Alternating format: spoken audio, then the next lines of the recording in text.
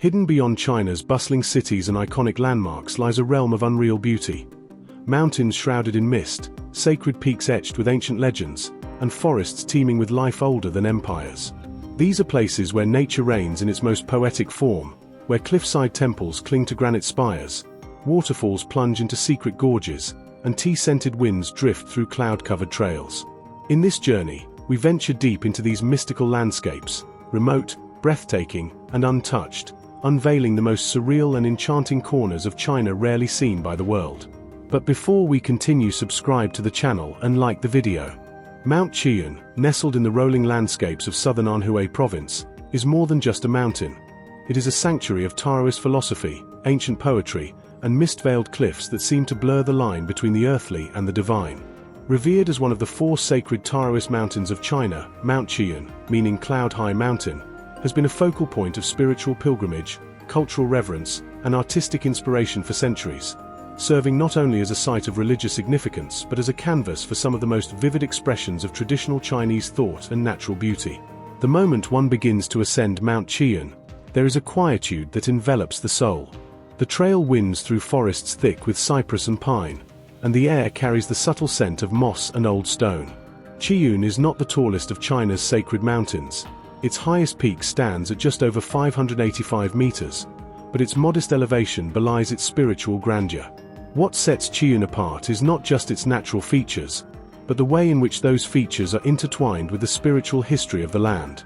Along the mountainside, red sandstone cliffs rise vertically, their faces carved with hundreds of ancient inscriptions, Taoist aphorisms, and classical poems that speak to the philosophical essence of the mountain. These calligraphic etchings, weathered by time yet enduringly legible, seem to pulse with the memory of the sages who once meditated here. Mount Chiyun has long been associated with the Taoist pursuit of harmony between heaven and earth. The famous Taoist philosopher Ji Hong, author of Bao Puzi, is said to have visited the mountain during the Jin dynasty, meditating among the clouds and refining alchemical practices. Temples and shrines pepper the slopes, the most notable of which is the Zhenxian Hall, dedicated to the worship of the celestial worthy of primordial beginning, a key figure in the Taoist pantheon. These temples are often perched precariously along cliff edges, accessible only by steep stone stairs and hidden stairways, their wooden beams faded to a gentle grey, their courtyards echoing with the sound of rustling leaves and prayer chimes. A signature feature of Chiyun is its ethereal mist, a near-constant presence that transforms the mountain into a living painting. The clouds sweep in low, wrapping around the ridges, softening the outlines of pagodas, and making stone pathways disappear into white oblivion. The fog lends the mountain a dreamlike ambience, aligning perfectly with the Taoist concept of detachment from worldly form. It's easy to understand why ancient poets and recluses were drawn here, to write, to paint, or to simply disappear from the bustle of imperial China.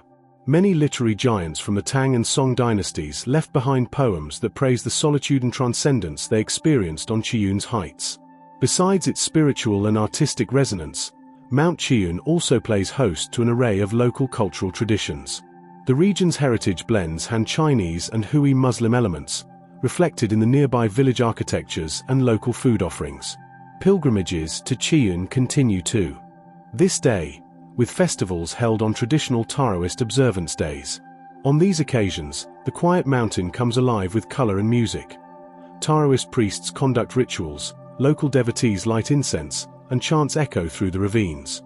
Lanterns glow at dusk, casting golden reflections on temple walls, and age-old ceremonies reaffirm the mountain's connection between the human spirit and the natural cosmos.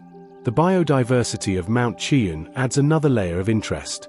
The mountain's microclimates, created by its rocky cliffs, forested paths, and frequent mists, support a wide range of plant life, including rare orchids, medicinal herbs, and dense moss carpets that cling to boulders. Birds like the Chinese bulbul and crested goshawk are commonly sighted here, and the chirping of cicadas often provides a natural rhythm to the otherwise quiet mountain. Unlike some of China's more commercialized sacred sites, Chiyun has retained much of its raw, untouched charm, in part due to its relatively isolated location and lower tourist traffic. Visiting Mount Chiyun is less a sightseeing excursion and more a metaphysical journey. As one stands on the cliffside terraces overlooking valleys veiled in shifting clouds, reading stone-carved verses by ancient scholars who once stood in the same spot, time seems to collapse. The mountain is a space suspended between heaven and earth, between ancient and present, between silence and thought. Mount Chiun's power lies not in towering summits or dramatic rock formations, but in the subtle interplay of history, nature, and spirit, making it one of the most unreal yet deeply grounded places in all of China. Mount Lao, or Laoshan, rises with unyielding strength along the rocky coastlines of Shandong province, facing the churning waters of the Yellow Sea. Revered as one of the cradles of Taoism and deeply entrenched in Chinese mythological and spiritual heritage, Mount Lao is not only a spectacle of granite peaks and sea fog landscapes but also a bridge between land and ocean, between ancient gods and living culture. Unlike the more remote Taoist mountains tucked deep in inland provinces, Laoshan stands defiantly against the sea breeze, its cliffs and spires shaped over eons by wind, salt, and time, making it a uniquely coastal sacred mountain, a rarity in Chinese topography. Standing on the lower slopes, one feels the mountain's duality. Behind you lies the expanse of the sea, moody, rhythmic, and eternal, and ahead rise undulating ranges of grey granite, splintered into dramatic forms that stretch inland. There are more than 200 peaks across the broader Laoshan range, with Jufeng being the highest at over 1,100 meters. The peaks are not merely geological formations, they are symbols of spiritual ascent and introspection.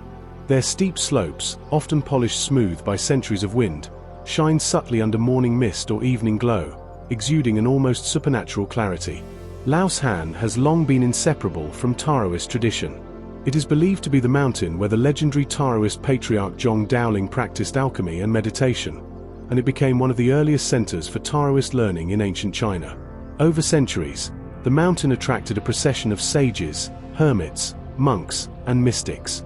More than a dozen Taoist temples are scattered across the landscape, many tucked into crevices or standing boldly on promontories overlooking the sea. One of the most iconic is Taiching Palace, the oldest and most expansive Taoist temple on the mountain, first built during the Western Han Dynasty. Its wooden halls and stone courtyards seem to merge seamlessly with the granite terrain, and the air is always thick with the scent of pine resin and incense smoke.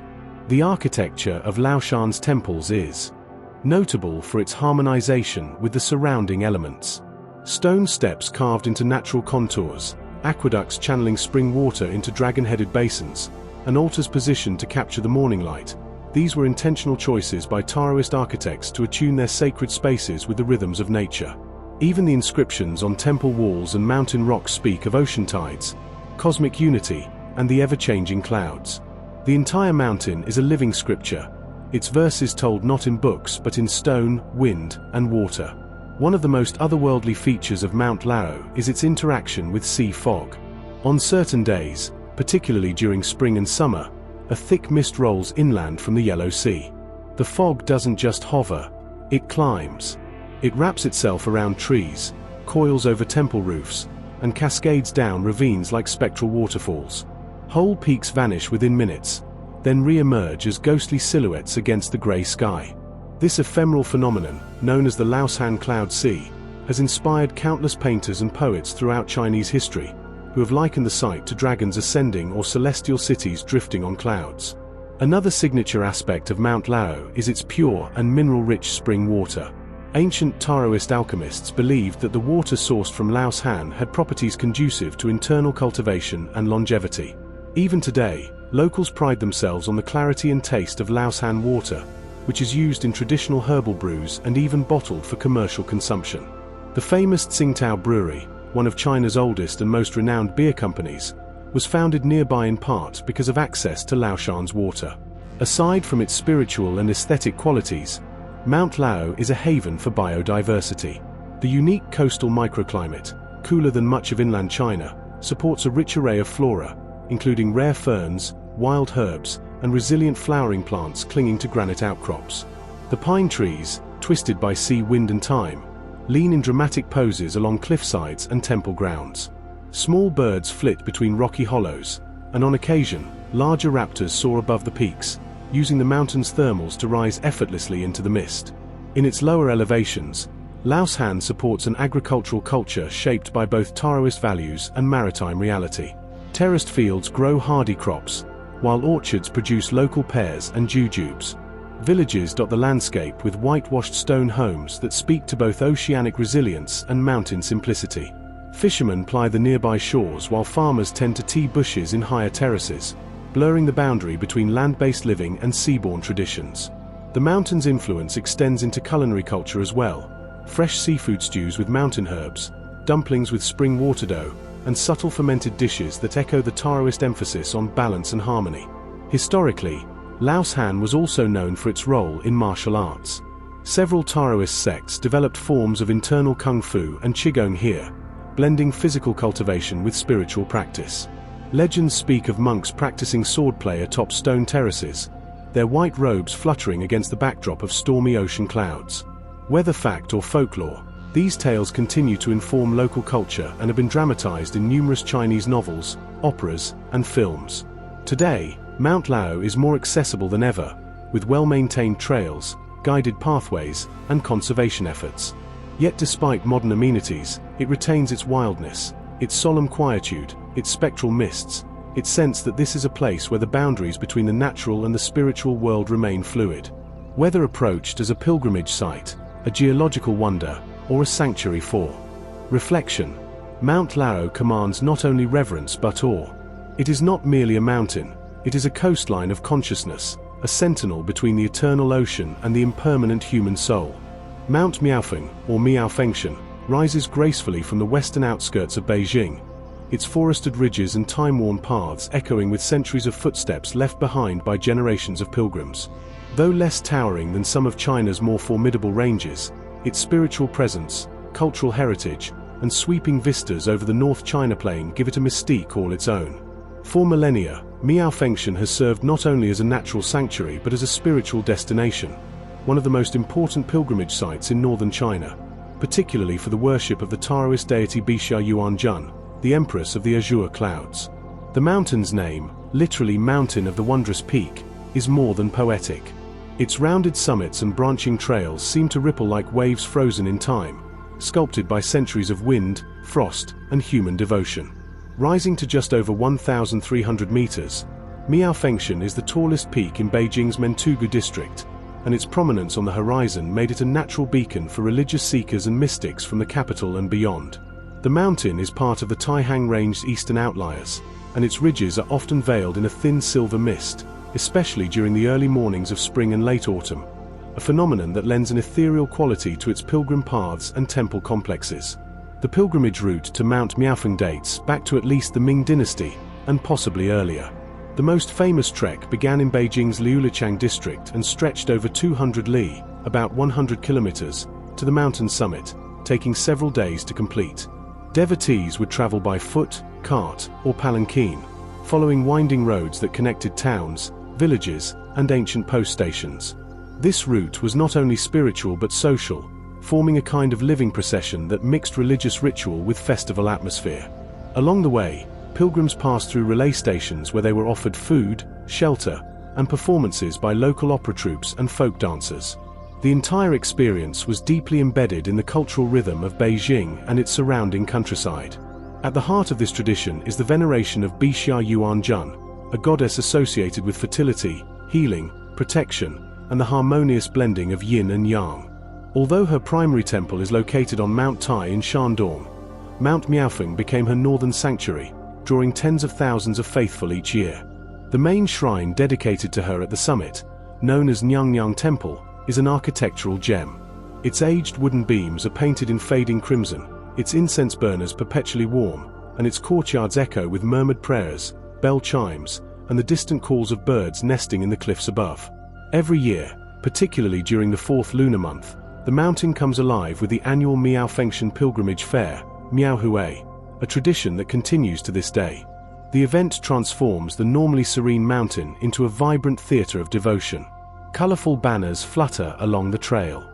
Vendors set up stalls selling incense, amulets, candied fruits, and traditional snacks. Processions of pilgrims dressed in ceremonial robes sing folk hymns and carry statues of the goddess through narrow paths that lead to the summit. Taoist priests chant sutras and perform purification rites while locals burn paper offerings to send wishes skyward.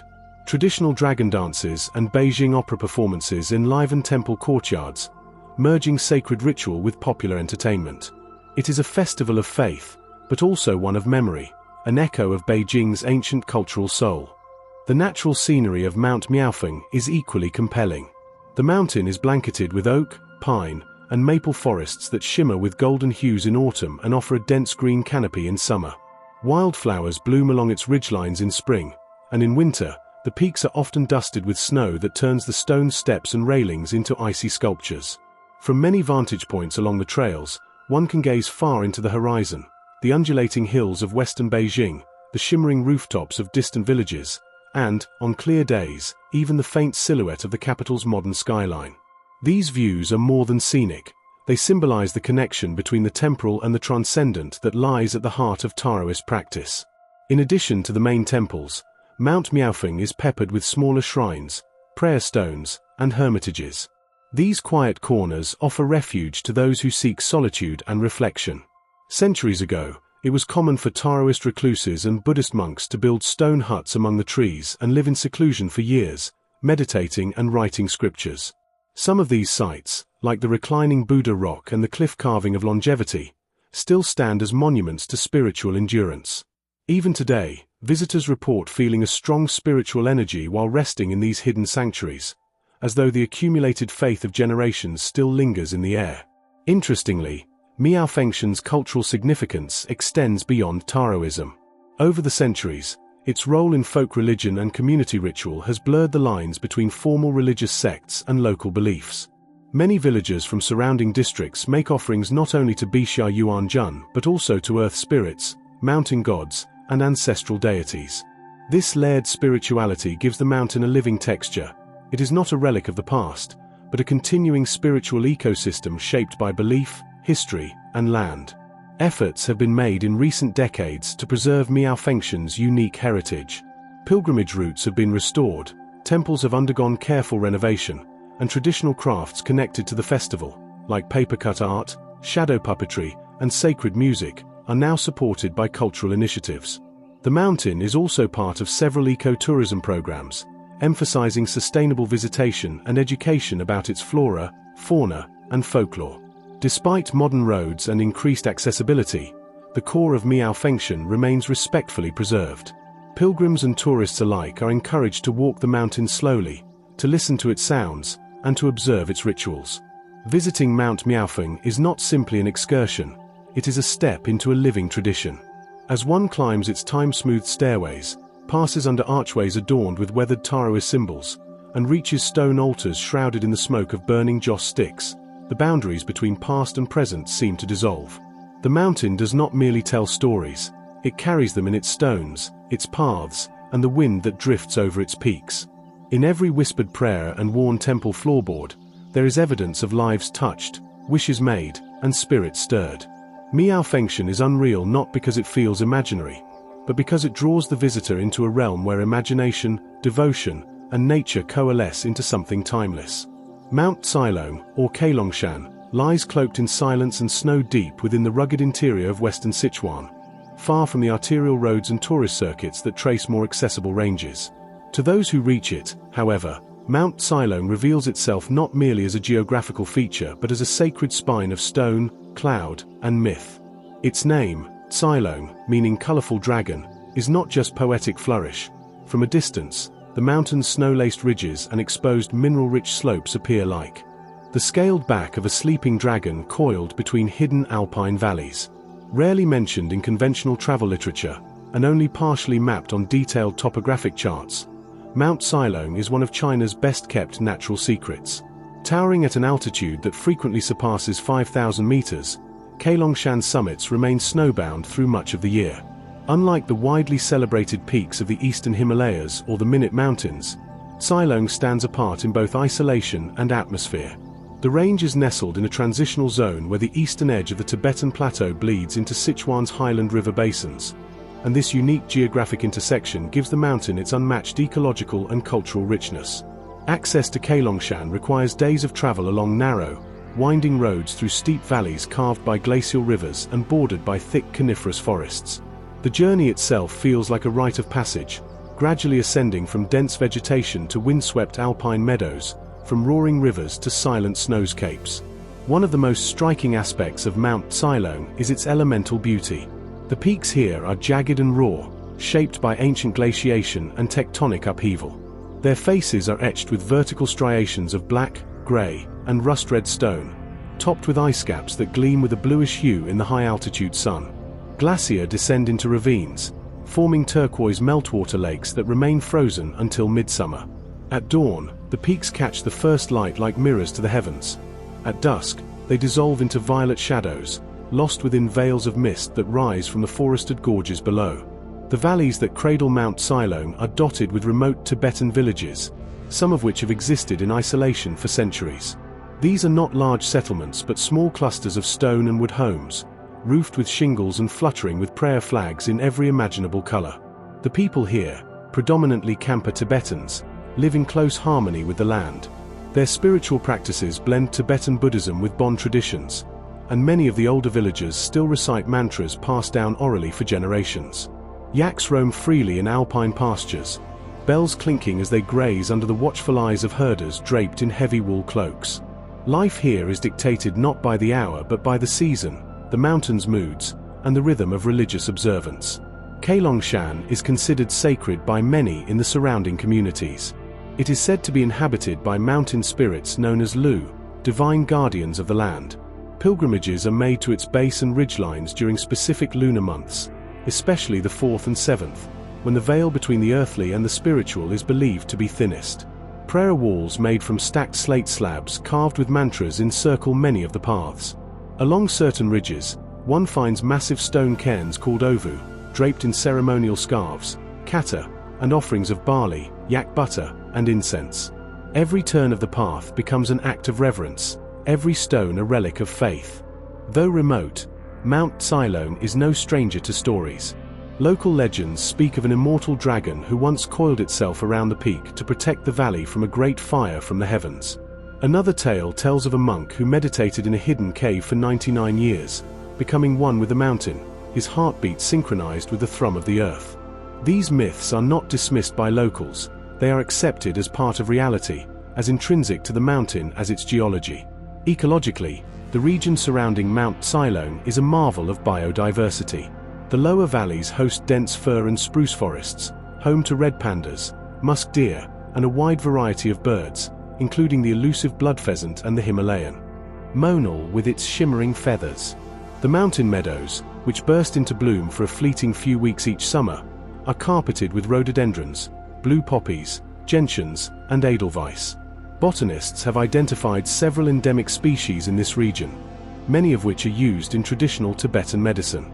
The higher slopes are bare and inhospitable, save for the presence of hardy mosses and lichen clinging to the stone like ancient runes. Trekkers who do manage to reach Mount Silone often describe a profound sense of quietude. Not silence in the conventional sense, but an almost resonant stillness, as if the mountain itself hums with ancient memory.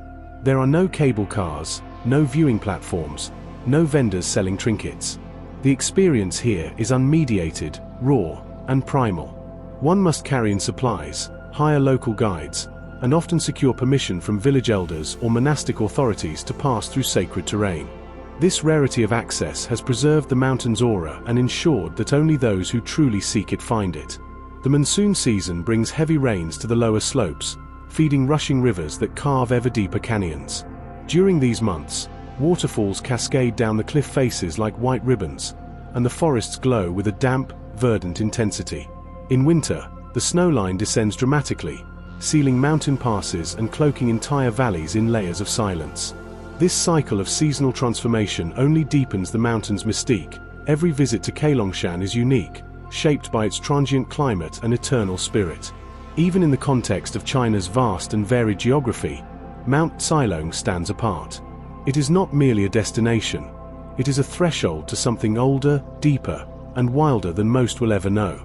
To stand in one of its alpine clearings and look up at its frozen towers is to feel very small, yet paradoxically, more deeply connected. To land, to myth, and to the enduring heartbeat of the natural world. Mount Silone does not dazzle with grandeur for show, it humbles with presence. And for those who make the journey, it becomes not just a place on a map, but a fixed point in memory and soul. Mount Baiyun, or Baiyunshan, meaning White Cloud Mountain, rises in quiet majesty in southwestern Henan province, its name derived from the thick, rolling mists that drift across its forested slopes like blankets of silken cloud. Part of the Funyo mountain range, Baiyunchen stands not just as a geological formation but as a sanctuary of natural beauty and seasonal transformation, where every gust of wind and falling leaf seems to echo an older rhythm of the earth. Revered in ancient Chinese literature and treasured by contemporary nature lovers, Baiyunchen is a place where time softens, the air sharpens with purity, and the landscape shifts with hypnotic subtlety through the turning of the year. At its highest point, Yuhuangding, the mountain reaches an elevation of approximately 2,216 meters, offering commanding panoramic views of rolling peaks, plunging valleys, and deep gorges carved by eons of water and wind. From this summit, on clear days, one can see waves of mountain ridges extending toward the horizon, their outlines softened by distance and haze, a tapestry of green, gold, and grey that shifts in tone with every passing hour. But it is not the height alone that gives Baiyunchen its mystique. It is the interplay between earth and sky, flora and rock, water and light, that creates a place seemingly alive with motion and color. Mount Baiyun is cloaked in rich temperate forests that host a dizzying array of plant species, over 2,000 in total.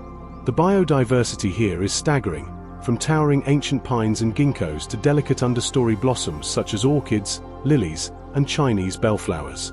In spring, the slopes erupt with pink and white cherry blossoms, followed by layers of green that deepen as summer unfolds. Come autumn, the entire landscape transforms again, with fiery maple reds, amber poplars, and golden ginkgos igniting the forest in a display of vibrant decay. The seasonal metamorphosis is not just beautiful, it is immersive. Visitors speak of walking through clouds of golden leaves, hearing the rustle of branches overhead and the sudden splash of a deer darting through the underbrush. The mountain's rivers and waterfalls add music to its visual poetry. Fed by glacial melt and underground springs, the streams here are exceptionally clear, their waters dancing over polished stones and gathering into deep emerald pools. One of the most celebrated features is the Jiolong Waterfall, 9 Dragons, a series of cascades that leap over granite ledges in thunderous succession, flanked by lush ferns and moss-draped rocks. The surrounding gorge is steep and narrow, and on misty mornings, the waterfall seems to vanish into clouds, its voice audible long before its white ribbon appears through the trees. These falls have inspired generations of poets and painters, many of whom left behind carved inscriptions on the nearby rocks, lines of Tang verse, Taoist reflections, and quiet personal revelations. Another celebrated scenic feature is the Baiyun Grand Canyon, a massive rift that cleaves through the mountain terrain like a wound of stone and shadow. Walking along the rim or descending via switchback stairways carved into the cliff, visitors are treated to views of plunging walls covered in vegetation, narrow suspension bridges spanning turbulent waters far below, and birds wheeling through the void like flecks of living ink in an endless scroll painting. The canyon's trail network is extensive and varied, offering both gentle nature paths and more demanding hikes that bring you face to face with the mountain's raw stone heart. In its cultural dimension, Mount Baiyun has long served as a site of spiritual retreat. Several ancient temples are tucked into the mountain's folds, many dating back to the Tang and Song dynasties. The most notable is the Baiyun Temple, a modest yet serene complex devoted to Taoist worship.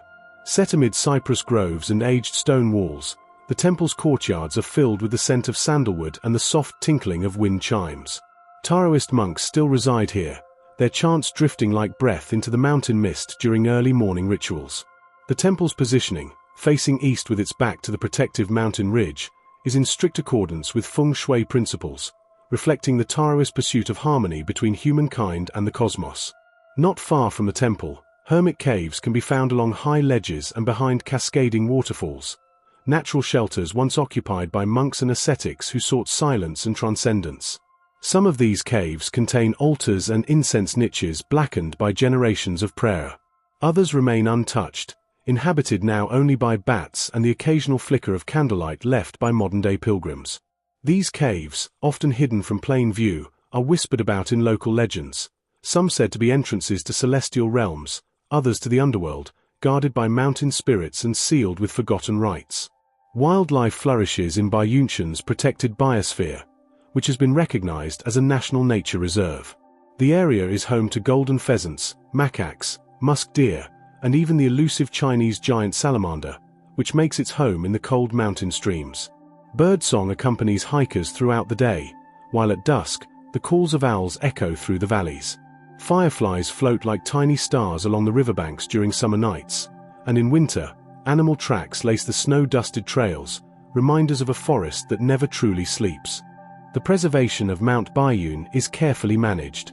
Infrastructure has been thoughtfully developed to accommodate visitors without disrupting the integrity of the environment. Boardwalks and observation decks are constructed from natural materials and designed to blend into the landscape. Solar-powered lighting, waste-free visitor centers, and strict conservation policies help ensure that tourism remains sustainable. Educational signage informs visitors not only about the mountain's ecology and history but also about traditional Chinese views of nature, healing, and balance.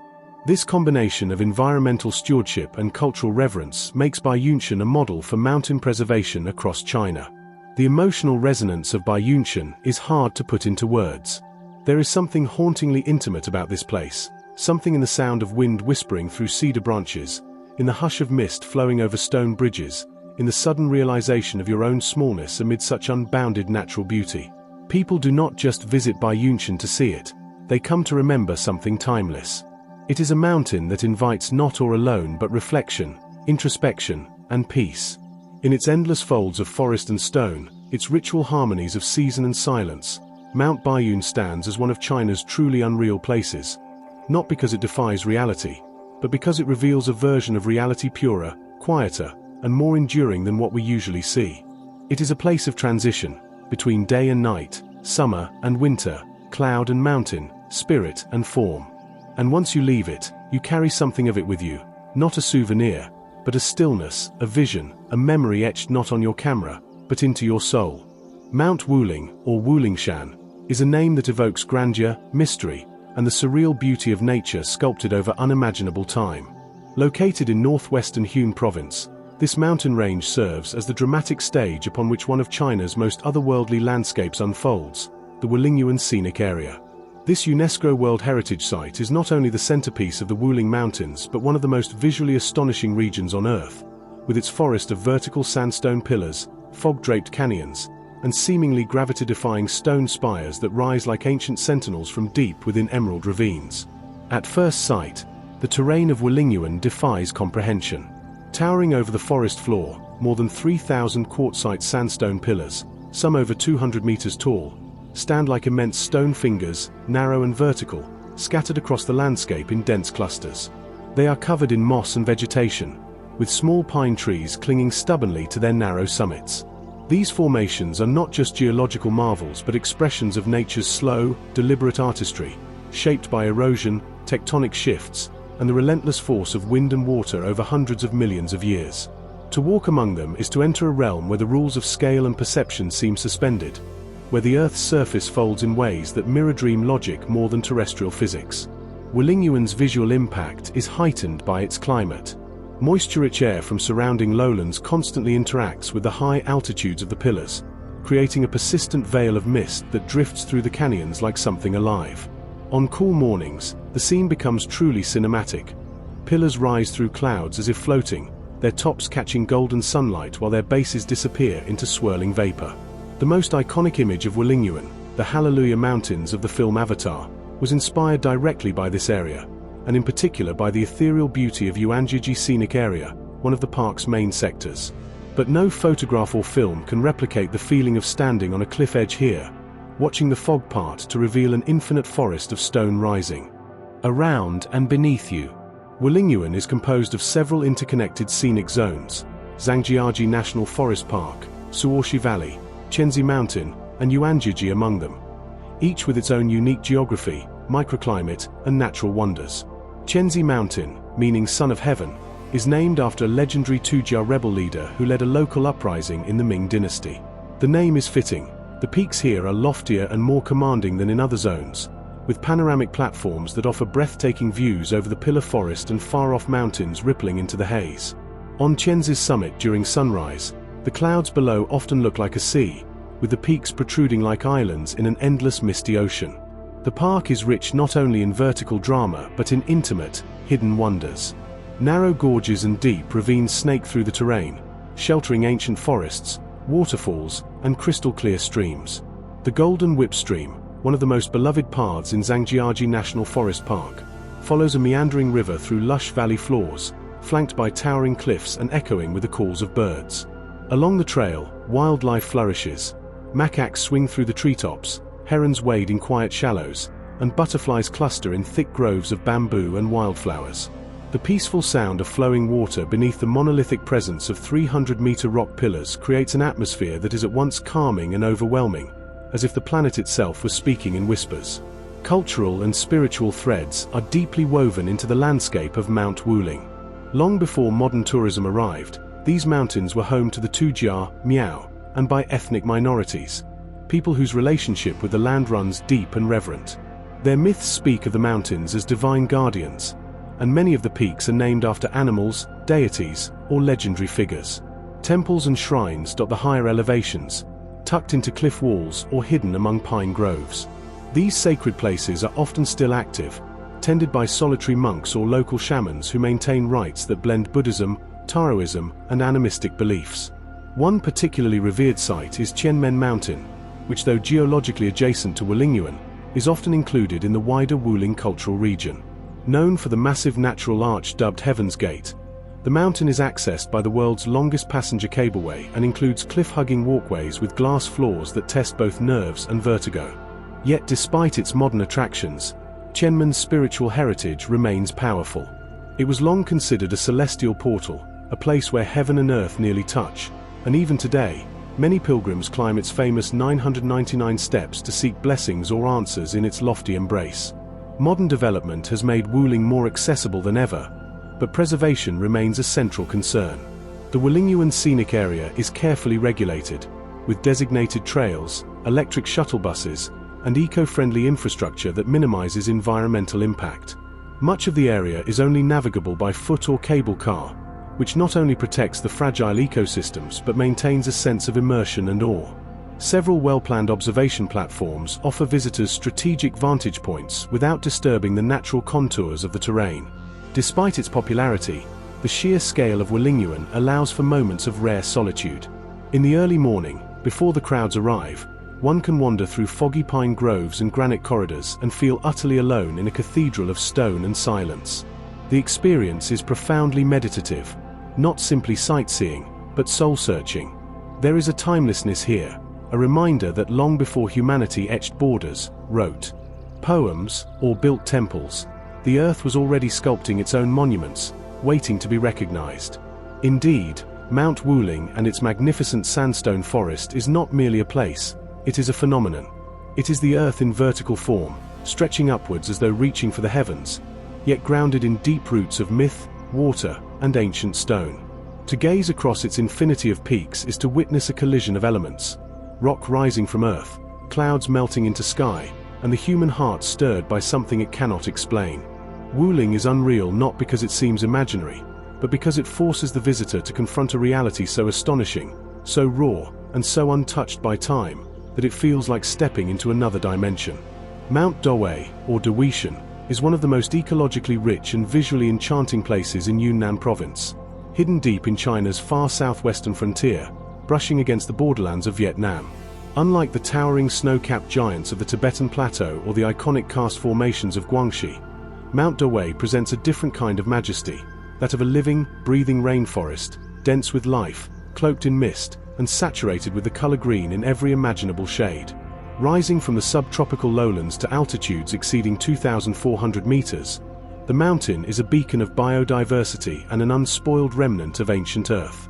Located within the larger Dawishan National Nature Reserve, this mountain is part of the Indo-Burma Biodiversity Hotspot, a region globally recognized for its extraordinary variety of flora and fauna. Its geographical positioning is crucial. Mount Dowei lies in a transitional zone where the Sino-Himalayan ecosystems to the north merge with the tropical rainforests of Southeast Asia. This confluence of climates, altitudes, and habitats gives rise to an environment that is both delicate and explosive in its natural abundance. The terrain is rugged, with steep slopes, hidden waterfalls, and labyrinthine ravines, all veiled under a thick forest canopy that never truly dries or sleeps. The rainforest that blankets Mount Dowei is a sanctuary of botanical wonder. Towering hardwoods form the upper canopy, their trunks wrapped in lianas and mosses, their branches hosting epiphytic orchids and bromeliads that bloom in vivid bursts of violet, pink, and orange. Beneath this upper layer lies a rich understory of tree ferns, banana plants, wild gingers, and palms. One of the most celebrated features of Dawishan's flora is its rare orchid species. Botanists from around the world have ventured here to study the hundreds of orchid varieties that thrive in the damp, shaded slopes of the mountain, many of which are endemic to the region. Some, like the ghost orchid and the striking Paphiopedilum micranthum, a slipper orchid with intricately colored petals, are so rare they have only been documented a handful of times in the wild. The air itself on Mount Dawei carries the perfume of damp soil, wet leaves, and unseen blossoms. It is heavy with moisture and sound, the distant rush of rivers, the croak of frogs, the rustle of leaves disturbed by monkeys moving through the canopy, and the high-pitched calls of birds echoing like flutes in the forest's cathedral-like hollows. This acoustic richness speaks to the mountain's role as a wildlife corridor, an unbroken habitat that supports hundreds of animal species, many of which are endangered. Bird life is one of Dawishan's crown jewels. The mountain is a paradise for ornithologists, home to over 300 recorded species, including spectacular rarities such as the Blythe's kingfisher, the green peafowl, the blue-naped pitter, and the silver pheasant. These birds are not just fleeting presences, they are icons of the ecosystem, their plumage flashing through the foliage like stained glass windows in motion. The forest also shelters hornbills, with massive, curved bills, sunbirds that flit like living jewels, and the shy, ground-dwelling pitters, whose presence is often only revealed by their haunting, melodic calls.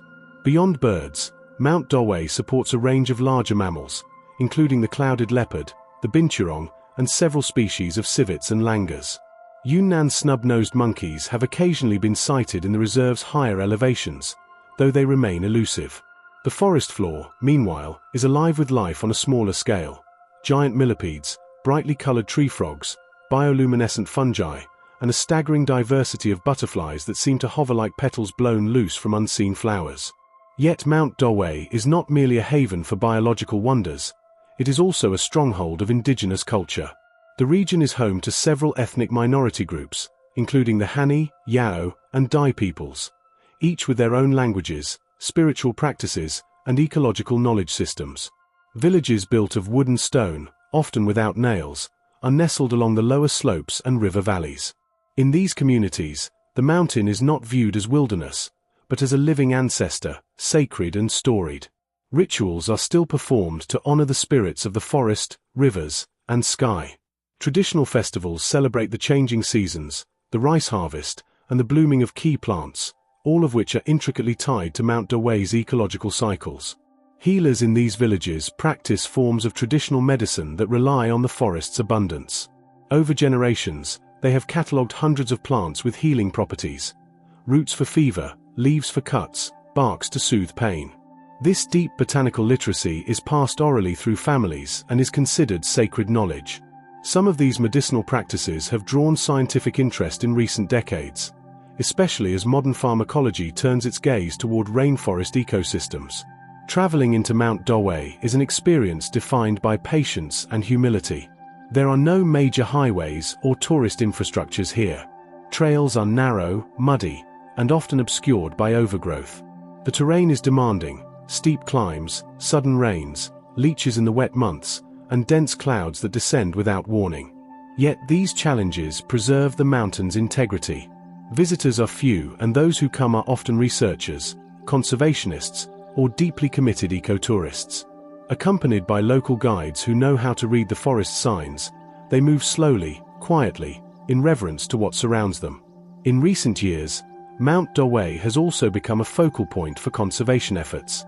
The threats of deforestation, illegal wildlife trade, and agricultural encroachment loom large in much of Southeast Asia. However, Dawishan's protected status and the commitment of local communities to sustainable living have helped shield it, for now, from widespread degradation. Environmental NGOs and government agencies work in tandem with local elders and youth to maintain trail systems, monitor species populations, and conduct educational programs that blend scientific and traditional ecological knowledge. But even with its protections, Mount Dawei remains precarious, a delicate thread in the web of the global biosphere. Its orchids, birds, and rituals exist within an intricate balance, one that can be disrupted by even subtle changes in temperature, rainfall, or land use. That fragility is part of what makes it so powerful, so vital, so unreal. For in Daoishan, you do not simply observe nature, you are absorbed into it. You sweat in its damp heat, stumble across its roots, marvel at its silence, and breathe its living air. It is not a park to be visited, it is a threshold to be crossed. Mount Dawei offers no monuments of stone or feats of ancient engineering. Its wonder lies in its living pulse, in every orchid petal that opens unseen, in every bird that calls without witness, in every cloud that passes over its peaks bearing the scent of the sea. It is a place untouched by time, nourished by rain, guarded by forest, and honored in whispered prayers by those who still remember that the earth, at its most wild, is also at its most sacred. Mount Nanhua, or Nawashan, lies deep in the southern reaches of Guangxi Zhuang Autonomous Region, just shy of the Vietnamese border. It is a land of green stone spires, ancient water-carved gorges, and a silence interrupted only by wind, birdsong, and the soft murmur of rivers winding through unseen caverns. Unlike the highly touristed karst formations of Guilin and Yangshior, Mount Nanhua is a hidden masterpiece, serene, untamed, and sacred in its quiet resistance to the modern world. It is a place where spiked limestone ridges rise like dragon spines from forested valleys, where the bones of the earth are exposed in surreal verticality, and where the borderlands echo with the timeless presence of water, rock, and ancestral memory. Geologically, Nawashan is part of the same karst belt that stretches across southern China, northern Vietnam, and Laos. Karst landscapes are formed by the slow dissolution of soluble rocks, primarily limestone, and over millennia this process has given rise to jagged peaks, sinkholes, natural bridges, and underground river systems. But in Mount Nanhua, this geologic history is expressed with particular drama. The ridgelines are sharp and angular, like stone blades slicing into the sky. Crags rise hundreds of meters from jungle-covered foothills, and some summits appear almost inaccessible, flanked by sheer cliffs and overgrown by wild bamboo, lichen, and creeping vines. Seen from afar, the landscape resembles a battlefield of petrified waves, frozen mid-surge by some long-forgotten god. The karst here is not merely a geologic curiosity, it is alive with color, movement, and mystery. On humid mornings, fog rolls in from the valleys and clings to the cliffs, shrouding the formations in white veils. As the sun rises, the mist slowly dissolves, revealing hidden towers and forested ledges, each one more surreal than the last. Streams that begin high on the ridges vanish suddenly into underground sinkholes, re-emerging miles away as springs. Caves dot the mountain's flanks, many of them unexplored, and others still used for spiritual rituals or quiet meditation by locals who have inherited ancient customs. The rivers that emerge from beneath the mountain, slow, clear, and mineral-rich, feed a network of wetlands, rice terraces, and old stone hamlets that lie in the foothills like echoes from centuries past. Mount Nanhua is also a cultural crossroads. Situated near the Vietnamese border, the region has long been a place where different ethnic identities mingle and merge. The Zhuang, Yao, Miao, and Dong peoples all inhabit nearby villages, each with their own language, attire, oral traditions, and spiritual practices. The mountain itself is revered by many as a sacred presence, what some locals call a sleeping ancestor. Elders speak of the peaks as dragons at rest, their spines rising from the earth, their breath in the mists, their blood in the rivers. Offerings of rice wine, incense, and mountain herbs are still made during the full moon, especially at certain cliff shrines or at the entrances of karst caves, which are believed to be portals between the human world and the realm of spirits. Hiking through Mount Nanhua is like moving through an uncharted painting. Trails are faint and often overgrown, marked by stone cairns or small red cloths tied to tree branches by those who know the paths. Butterflies dance along sunlit clearings, and exotic birds dart through the canopy with electric flashes of turquoise and gold. Wildlife here remains elusive and lightly studied, but locals speak of pangolins, leopard cats, and clouded leopards seen in the deeper forests. The karst terrain is particularly hospitable to bats, and several species, including the endangered rufous horseshoe bat, nest in its caves, contributing to the mountain's role as a vital biodiversity reservoir. The plant life is no less remarkable. Mosses and ferns cover the stone in velvety layers, and orchids cling to vertical rock faces as if gravity were an afterthought. In spring and early summer, the cliffs come alive with flowering shrubs and rare endemic species, many of which have yet to be catalogued by science. Some medicinal herbs used in local traditional healing grow only in the high, shaded niches of the karst walls, places reachable only by the most daring foragers. What sets Mount Nanhua apart is the profound stillness that pervades it. There are no cable cars, no neon signs, no souvenir stalls. The closest village might be several kilometers away, connected by dirt paths that flood in the rainy season and vanish entirely in the fog. Travelers who come here do not stumble upon it. They seek it deliberately, often tipped off by botanists, spiritual seekers, or veteran hikers who whisper of its existence like a secret. The absence of commercial development has allowed Nawashan to retain a spiritual gravity that more visited sites have lost. Here, you feel not only the age of the earth but the quiet breath of the present moment, expanded into something vast and holy. In some areas, ancient cliff inscriptions can still be found, weathered Chinese characters chiseled into the stone, barely legible but unmistakably deliberate. They are the remains of hermits and sages who once sought enlightenment among the crags, their thoughts committed to stone before they disappeared into the forest, perhaps never to return. Some caves still hold small altars of polished stones, bowls of dried flowers, and ash-filled lanterns left by pilgrims long gone.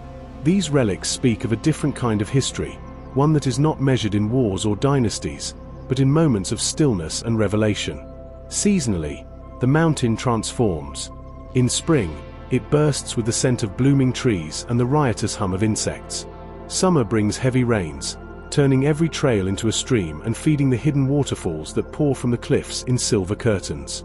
Autumn drapes the foothills in soft yellows and russets, though the cliffs remain evergreen. Winter is quietest, mist-shrouded, solemn, the peaks emerging like ancient monuments from the frost-laced forest. It is in winter, some say, that the mountain speaks the clearest, for only then can you hear its breath through the wind in the bamboo and the dripping of water deep in its stone heart. For the people who live in its shadow, Mount Nanhua is not simply beautiful, it is necessary. It gives water, medicine, ritual, and identity. It is a place where nature remains sacred, and the human soul can still encounter something larger than itself.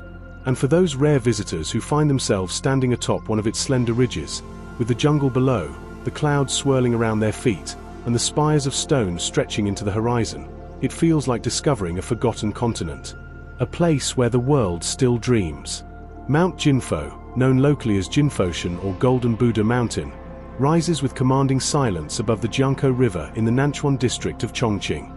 At first glance, it appears as a giant, limestone fortress suspended above the subtropical haze, a monumental plateau sheared by vertical cliffs and capped with mist-veiled forests that seem to belong to a prehistoric epoch.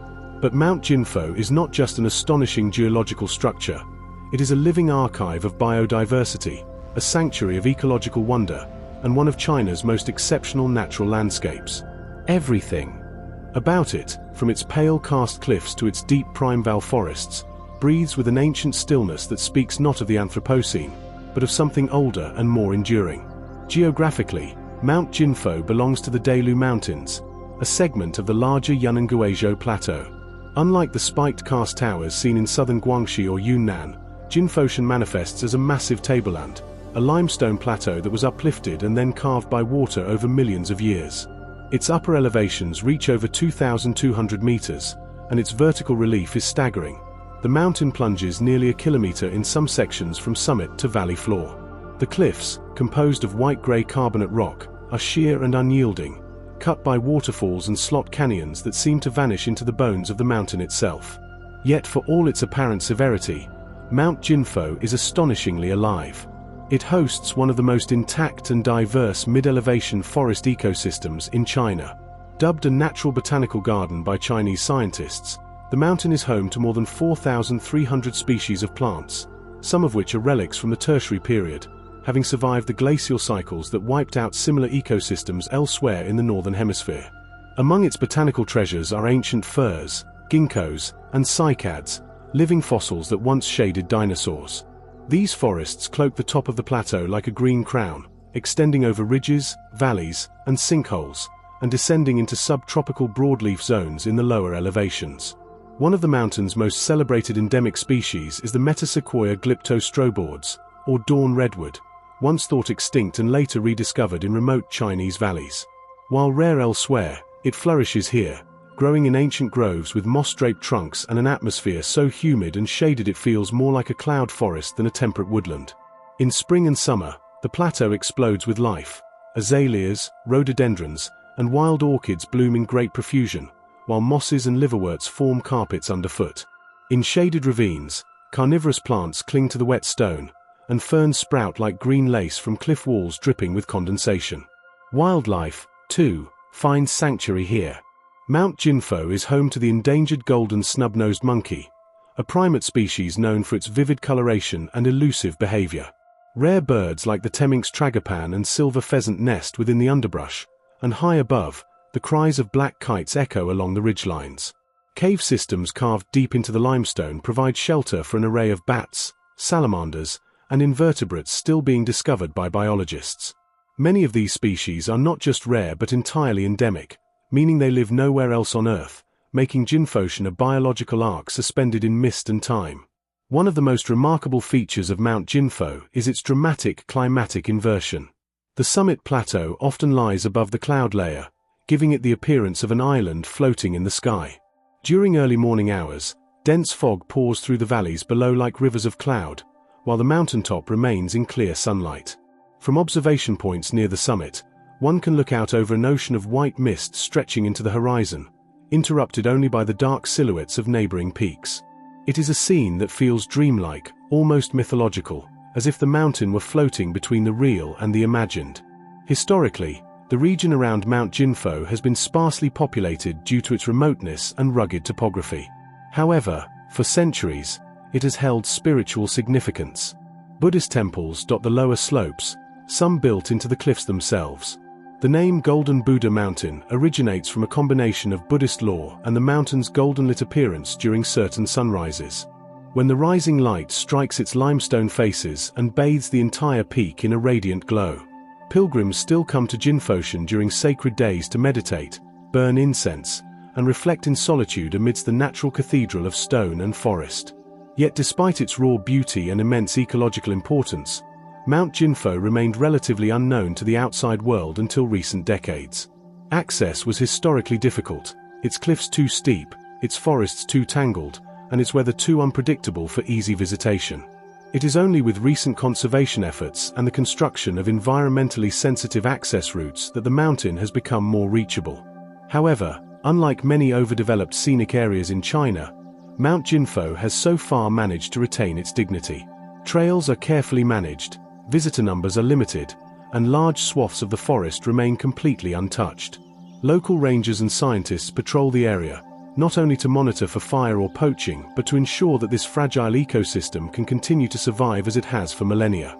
Experiencing Mount Jinfo firsthand is more than a hike, it is a sensory and philosophical immersion. The cold stone under your feet, the weight of the mist on your skin, the calls of unseen creatures in the canopy above, it all combines into something ancient and visceral. One begins to understand why this place has been compared to Shangri-La, or even the mythical Kunlun Mountains of Taoist legend. It feels like the last memory of a purer world, a place where life unfolded without human interruption, where the laws of time seem slower, thicker, and more deliberate. Standing at the edge of one of Jinfoshan's vertical cliffs, with the valley obscured in white cloud and the forests whispering in the wind, there is a sensation not of looking out, but of looking in. Into a past that still breathes, into a mystery that resists names.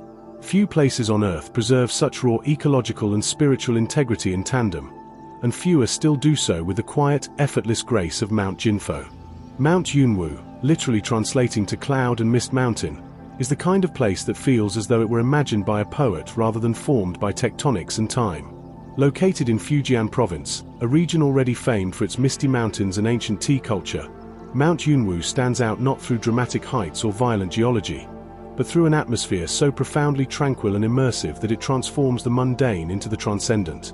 Here, every trail seems to vanish into a swirl of fog, every tree looks like it has grown straight out of a painting, and every breath feels infused with the essence of centuries-old tea leaves and mountain rain.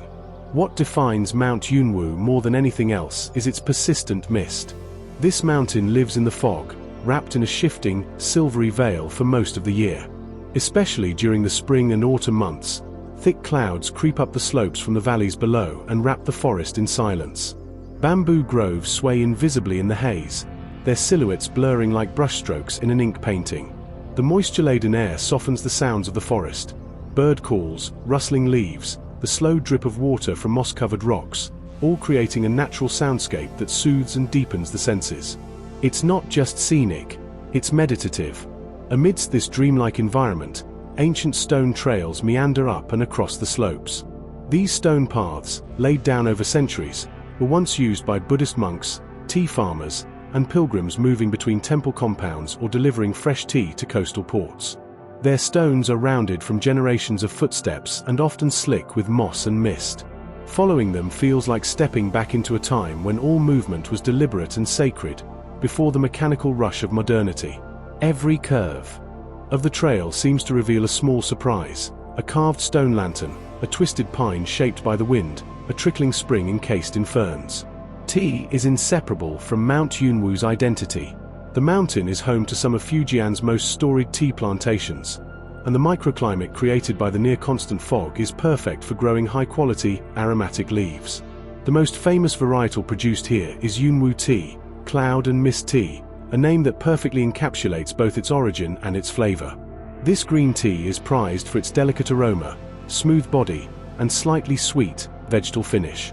The mountain's fog helps protect the young tea leaves from direct sunlight, which slows their growth and concentrates their flavor. The result is a brew that tastes like the mountain itself: fresh, quiet, earthy, and clean. Many of these tea gardens cling to steep terraces, often cut by hand into the hillsides over generations.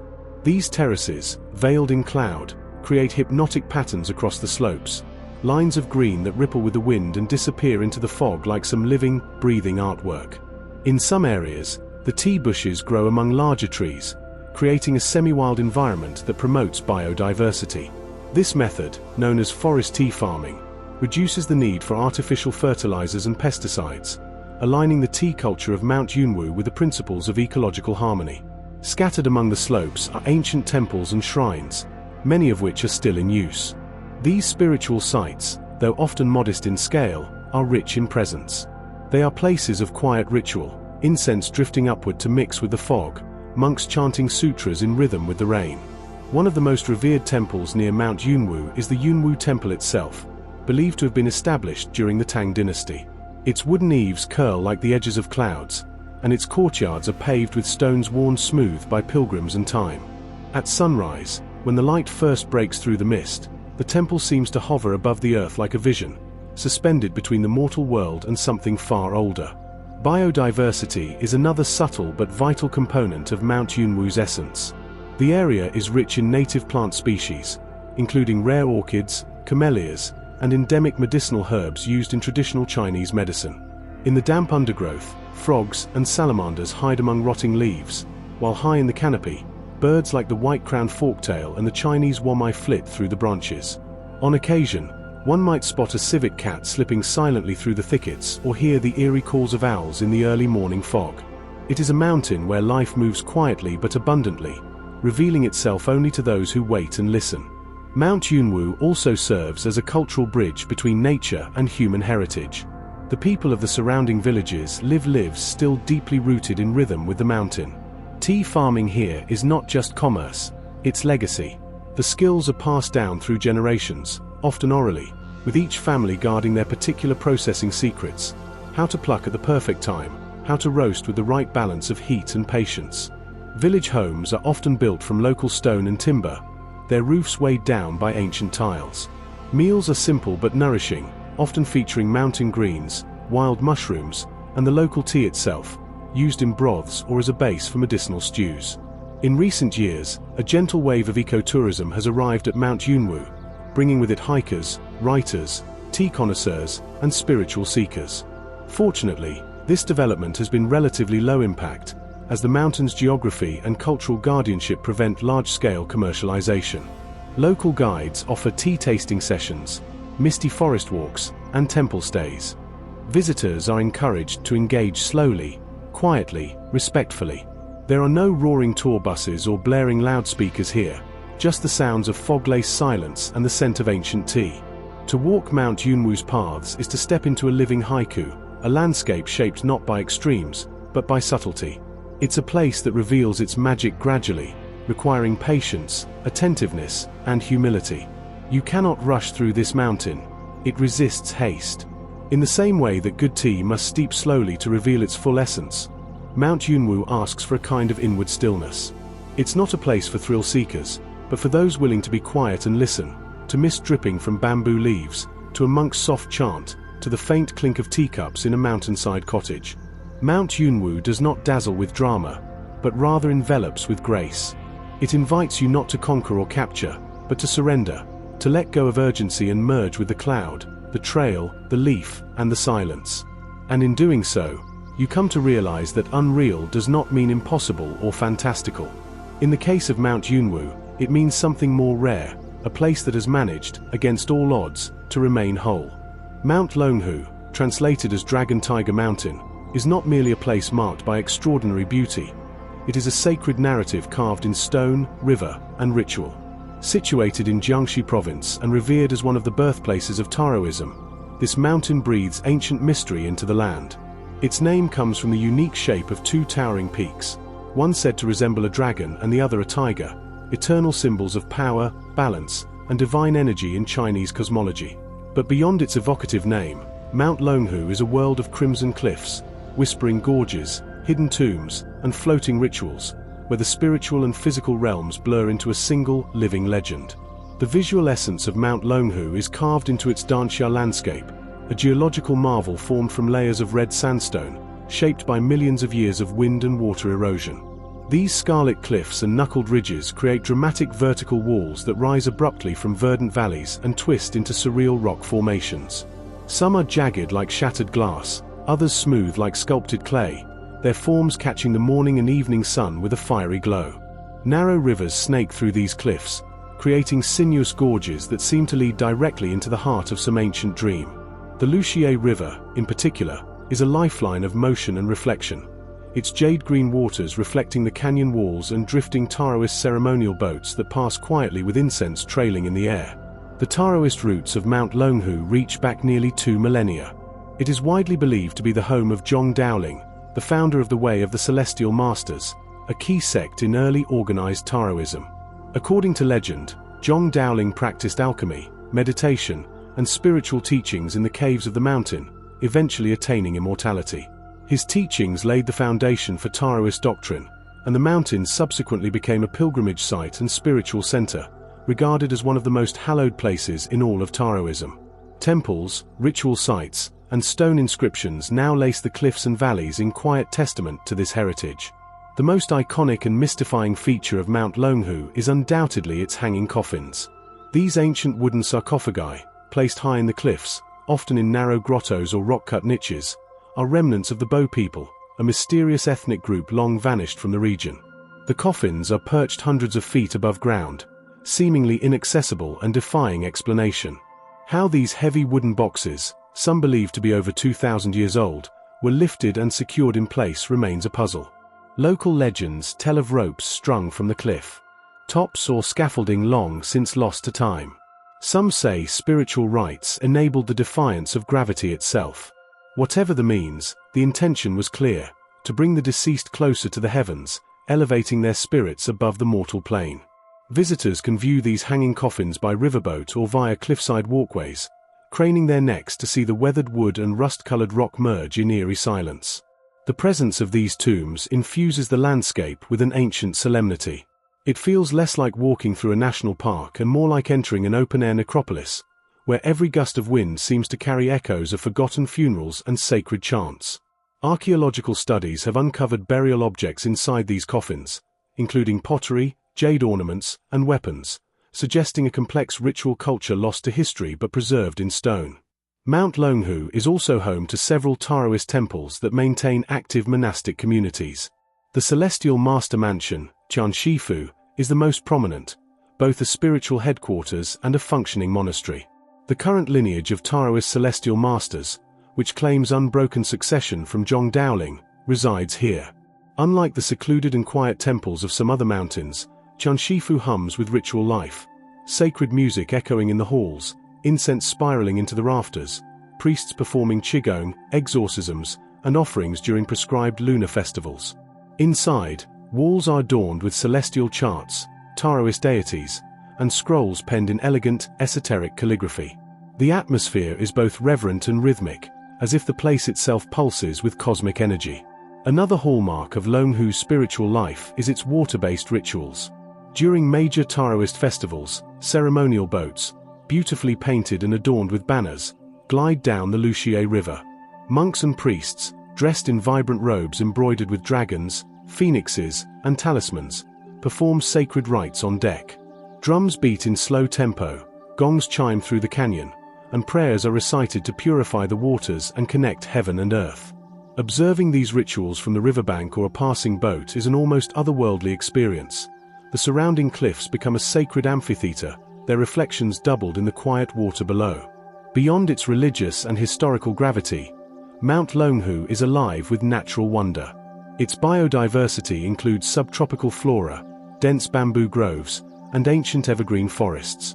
The lower slopes are home to rare herbs used in traditional Chinese medicine, as well as a variety of orchids, ferns, and flowering trees that change the mountain's color with each season.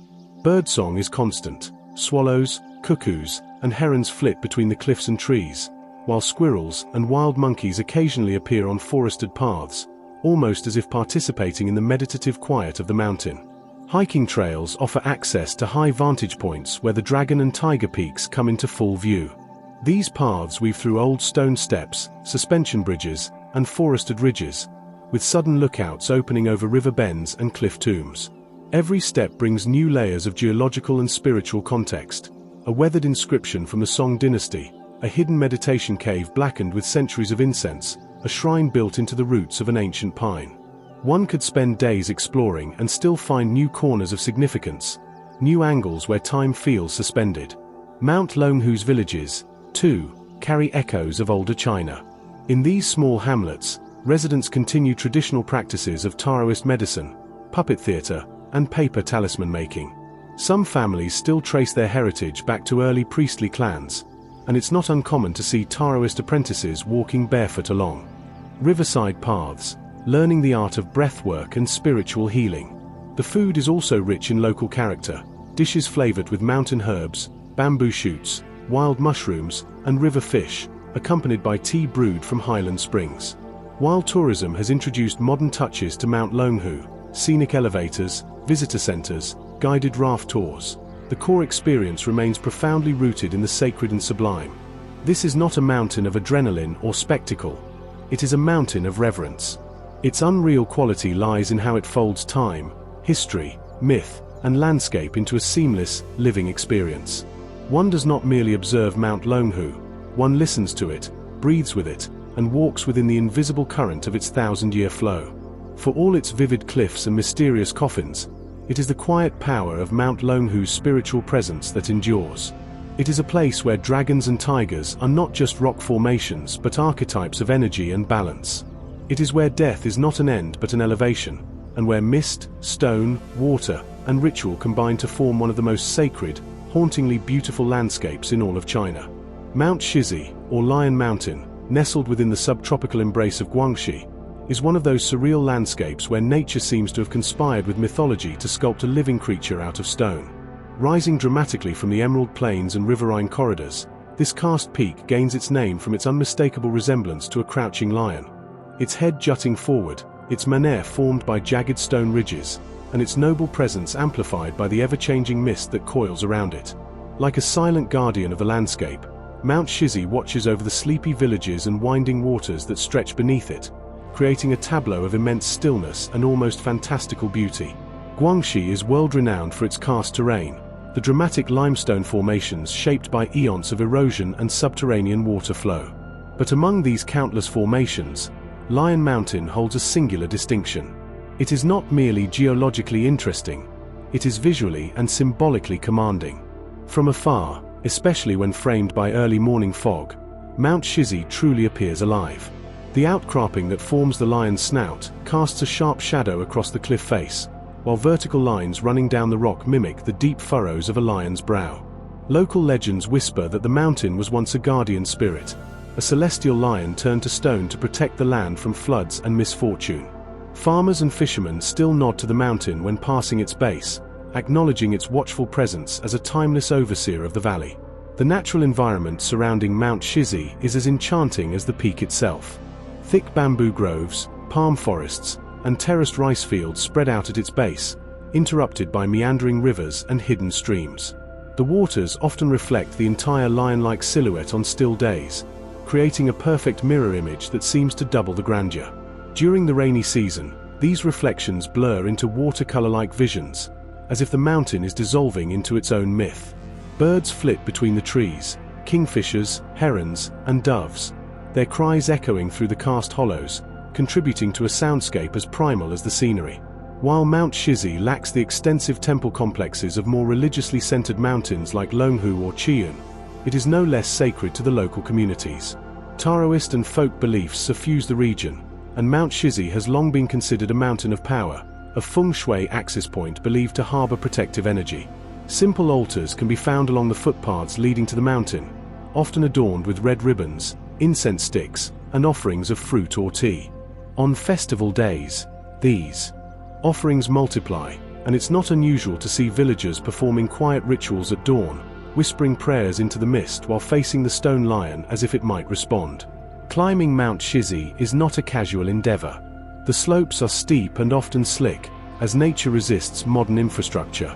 There are a few rugged trails carved through the dense forest that eventually lead to vantage points near the lion's manor, but much of the mountain remains relatively untouched. This lack of commercial development is a blessing. It preserves the mountain's mystique and allows intrepid hikers to experience the awe of discovery that has characterized this site for centuries. The climb itself can be disorienting in the best way, especially when fog cloaks the trail, blurring the edges of trees and stones until the path feels suspended between earth and sky. From higher up, the view expands to reveal a sprawling patchwork of rice paddies, village rooftops, and snaking waterways. The Li River and its tributaries reflect the shifting clouds, and distant karst spires break the horizon like jagged teeth. The air smells of moss, wet stone, and flowering vines, and the only sounds are wind, bird call, and the distant hum of human life below.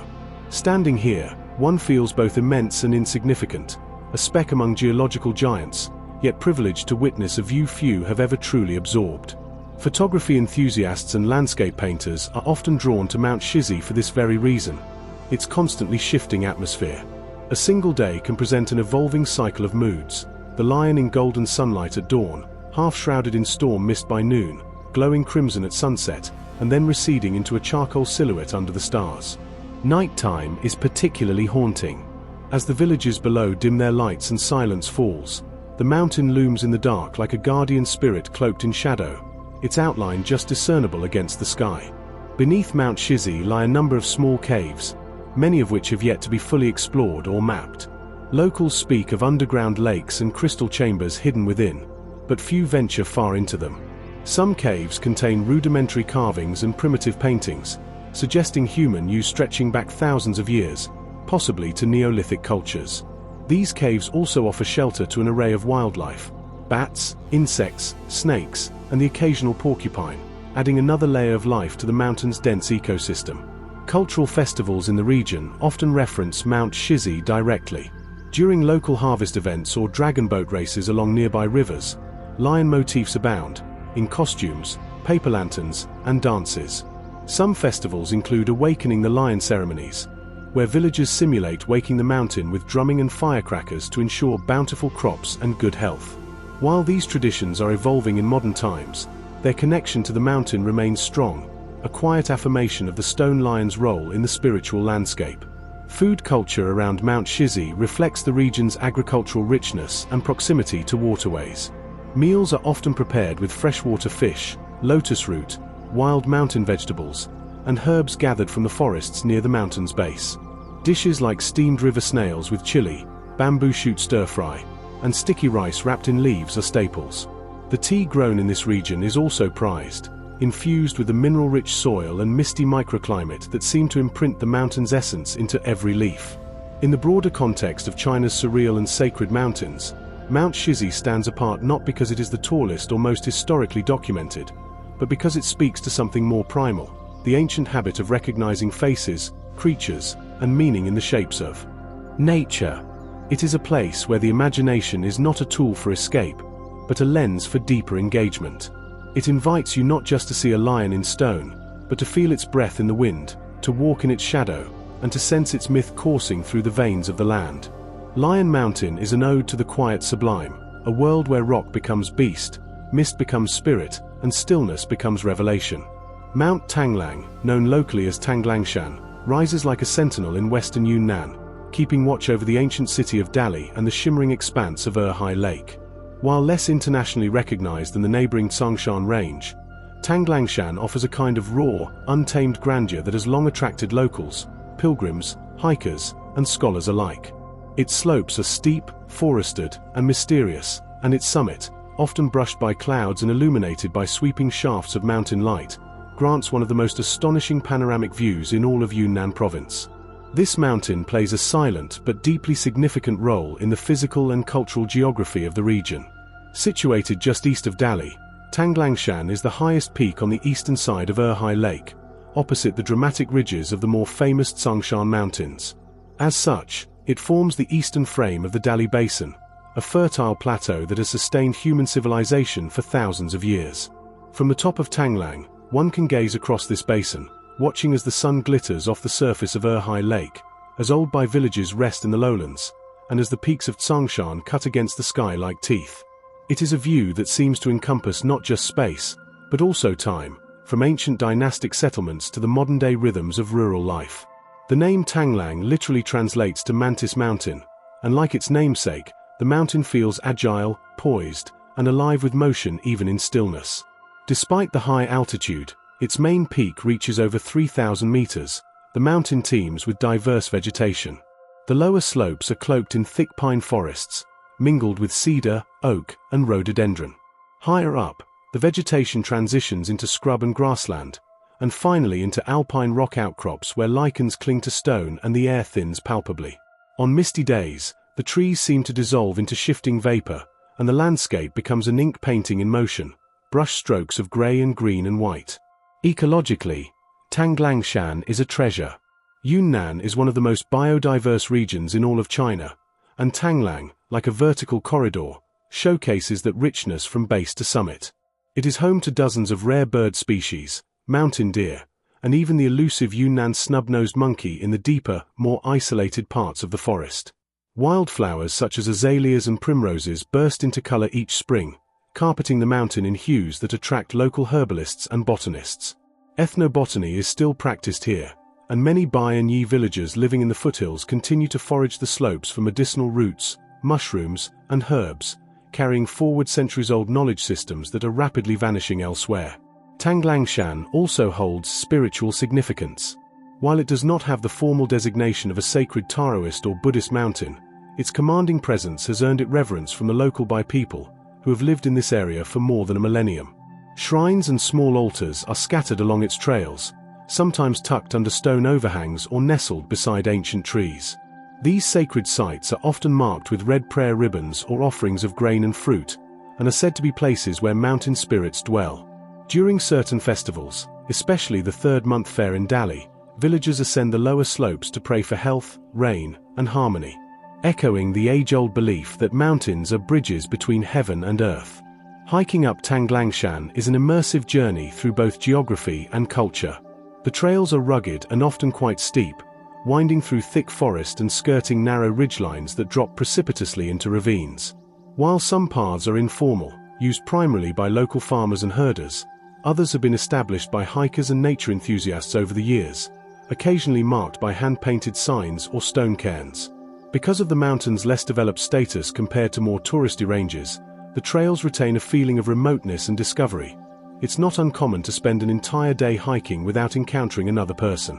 One of the most breathtaking points along the ascent is a natural outcrop known as the Sky Mirror Rock, a flat stone slab that juts out from the side of the mountain and offers a perfect vista of Erhai Lake far below. At sunrise, when the lake is bathed in a pink and gold haze, and the villages begin to stir with life, this spot feels like standing at the threshold of some ancient, forgotten realm.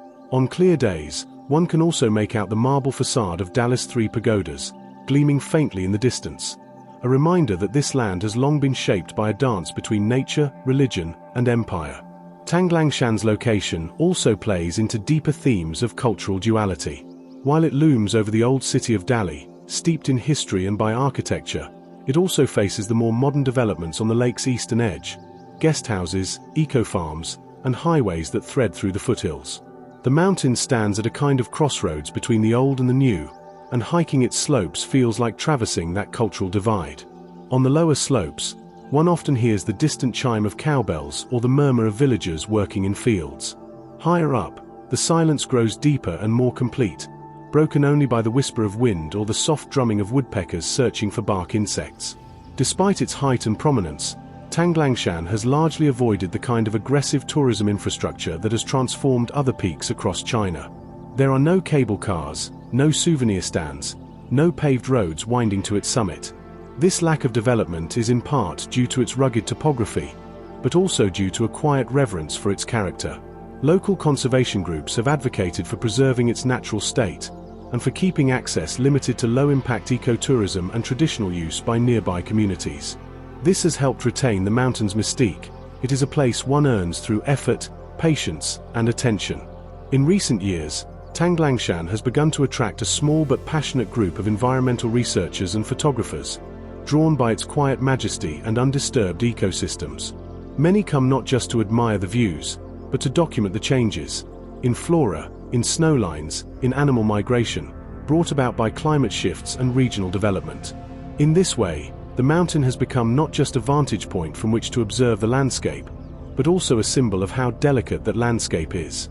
The mountain itself becomes a teacher, a record keeper, a living chronicle of the world below. At night, Tanglangshan becomes something even more otherworldly. With little light pollution in the area, the stars blaze in clear skies. The Milky Way stretches overhead like a river of fire, and from certain ridgelines, one can see the twinkling lights of Dali mirrored in the lake far below. Wind rushes through the pine canopies like a great breath, and the earth feels immensely old, older than the pagodas, older than the temples, older than the names we give it. To sleep on the mountain, whether in a tent or under the open stars, is to become part of that ancient cycle, however briefly. Mount Tanglang is not a mountain that shouts. It does not boast imperial relics, vast temples, or carved inscriptions proclaiming its greatness. Instead, it waits, silent, enduring, immense. It asks only that you look, climb, and listen. And in return, it reveals a China not of neon skylines or crowded monuments, but of wind, water, stone, and sky, a China shaped by time and touched by spirit. Mount Tazishan, known as Pagoda Mountain, rises with a dignified serenity from the heart of Chongqing, one of China's most dynamic and sprawling urban centers. While the surrounding metropolis pulses with modernity, skyscrapers piercing the skyline, subways tunneling deep underground, and neon reflections glimmering on the Yangtze and Jialing rivers, Tazishan stands as a timeless counterpoint. It is a mountain where the echoes of dynasties still seem to whisper through pine needles, where incense smoke coils upward toward age-darkened beams, and where visitors can look out across the city not only in space, but in time. The name Tazishan literally means Pagoda Mountain, a name derived from its iconic silhouette and the structure that crowns it. Shaped like an ancient, tiered pagoda rising naturally from the earth, the mountain is both a physical and spiritual landmark. For generations, it has drawn poets, monks, scholars, and ordinary citizens seeking a quiet moment above the chaos. Unlike many remote or towering peaks, Tazishan's significance does not come from its elevation. At just a few hundred meters above sea level, it is relatively modest in height, but from its historical and cultural resonance. It is a place where Chongqing breathes its heritage. At the summit of the mountain stands the Great Red Pagoda, the most prominent feature and namesake of the peak. Originally constructed during the Ming Dynasty and later rebuilt during the Qing, the pagoda is a multi-storied structure of red brick and intricately carved wood, standing tall against the backdrop of both sky and skyscraper. Time has weathered its surfaces, lending it a soft patina that deepens its presence. Each level of the pagoda offers increasingly expansive views of the surrounding cityscape. Layers of temples, tiled rooftops, concrete apartments, and glittering river bends weaving through the urban fabric like silver veins.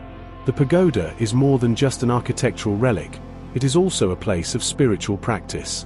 Inside, worn stone steps spiral upward through the core of the structure, with shrines and votive tablets marking the way. Pilgrims light joss sticks at the base and ascend in reverent silence, often pausing to pray at each floor. The higher one climbs, the more ethereal the experience becomes. Sounds of the city fade into wind and birdsong, and the mind seems to clear with the air. On clear days, the view from the top encompasses both the Yangtze and Jialing rivers, the ridges of the surrounding hills, and the endlessly unfolding patchwork of Chongqing streets, bridges, and towers. Tazishan has long been associated with Buddhist and Taoist traditions, and several smaller temples and shrines are scattered across its slopes. These sacred structures, some partially hidden among trees or nestled into rock faces, date back centuries. Their courtyards are filled with stone lions, incense burners, and bell towers that still chime with the passage of time. Monks in ochre robes tend small herb gardens, sweep paths, and maintain ritual spaces with quiet devotion.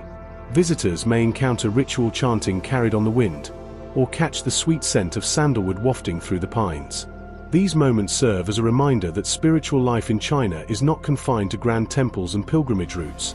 It also lives in humble, well-trodden corners of the local landscape. What makes Tazishan particularly unique is how it blends the sacred with the civic. Because of its central location, the mountain has also served as a gathering place for local residents throughout modern history. It was a strategic point during periods of war, particularly in the Republican era, when Chongqing became the wartime capital of China during the Second Sino-Japanese War. Its summit was used as a lookout post, and some of the old structures bear the pockmarks of shrapnel and age. Later, in the mid-20th century, it became a beloved spot for public gatherings, Tai Chi practice, poetry readings, and student picnics. The layers of human activity are etched into every path and stone stairway. Access to the mountain is relatively easy, with stone-paved trails ascending gently through groves of cypress and bamboo. Along the way, visitors pass through a series of arched gates, carved with calligraphy that speaks of longevity, wisdom, and peace. These inscriptions, some imperial, some modern, reflect the evolution of Chinese philosophical thought and civic pride. They act as thresholds between the mundane world and the contemplative one. Benches dot the trails, inviting rest and reflection. Elderly couples sit in the shade, playing chess or reminiscing. Young lovers climb to watch the sunset. Street musicians sometimes appear near the base, their melodies rising like offerings to the quiet summit. Seasonally, Tazishan transforms. In spring, cherry blossoms bloom in small clusters along the trails, showering petals over passers-by like blessings. Summer cloaks the mountain in vibrant green, while dragonflies hover above lotus pools in temple courtyards. Autumn is perhaps the most magical, when the leaves turn gold and red, casting the whole mountain in a warm, timeless glow. In winter, snow occasionally dusts the pagoda and temple roofs, making them seem like pieces of an ancient scroll painting brought to life. Each season lends the mountain a different spirit, but all share a sense of tranquil perseverance. In recent years, the city of Chongqing has taken steps to preserve Tazishan's natural and cultural character, even as the city grows upward and outward at a dizzying pace. Conservation efforts focus on maintaining the integrity of the temples, reducing pollution, and preventing encroachment by commercial development. Local schools often include field trips to the mountain as part of their curriculum, teaching students not only about history and religion, but also about the value of quiet observation and respect for the past. Volunteers help maintain the trails, and a small cultural center near the base now houses historical exhibits and offers guided walking tours. But for many, the true magic of Mount Tazishan lies in its ability to remain constant while everything around it changes. It is a place of contrast and continuity, where monks chant sutras in the shadow of skyscrapers, where ancient pine roots grip rock ledges above concrete highways, and where the scent of incense mingles with the wind from the river. It reminds those who visit that even in the most urbanized of spaces, nature and spirit still have their sanctuary. At dusk, when the city lights begin to flicker to life below, Tazishan seems to hover in the space between day and night, between old and new. The great red pagoda glows softly in the fading light, and the rivers below mirror the city's pulse. In that moment, standing at the summit, one does not feel like they are in a modern megacity or an ancient shrine, but rather somewhere beyond, somewhere unreal. It is here, in the stillness above the noise, that Mount Tazishan reveals its true self, a living monument to memory, resilience, and quiet beauty. Mount Luyar, or Luyashan, lies in the northwestern reaches of Shaanxi province, rising as part of the broader Luliang mountain range. It is a world unto itself, a realm of sweeping alpine meadows, mist-veiled ridges, ancient forests, and the kind of painterly vistas immortalized in classical Chinese scroll paintings. Unlike some of China's more dramatic and vertical mountainscapes, Luyushan seduces with gentler contours and expansive plateaus, often evoking the quiet grandeur of the northern Song landscape paintings. Its valleys cradle silence. Its slopes bear witness to the passing of dynasties. And its peaks, often softened by wind and seasons, are the resting places of both snow and centuries-old legends. The altitude of Mount Luyar ranges between 1,800 and 2,700 meters, which gives it a distinctly highland character. The terrain shifts gradually from dense coniferous forest in the lower elevations to open meadows and rocky ridges above. During the warmer months, these meadows erupt in a mosaic of wildflowers, purple asters, golden yarrow, fiery alpine lilies, all swaying under the high, endless sky. It is a rare ecological zone in northern China, one that hosts not only plant life adapted to high altitudes but also a variety of wildlife including the elusive golden eagle, the snow leopard, spotted only rarely in the remotest corners, and herds of roe deer that move with soft grace through the underbrush. The flora of Luyar is deeply seasonal. Spring arrives late but with force, turning the melting snowbanks into ribbons of water that braid down the slopes in clear, melodic streams.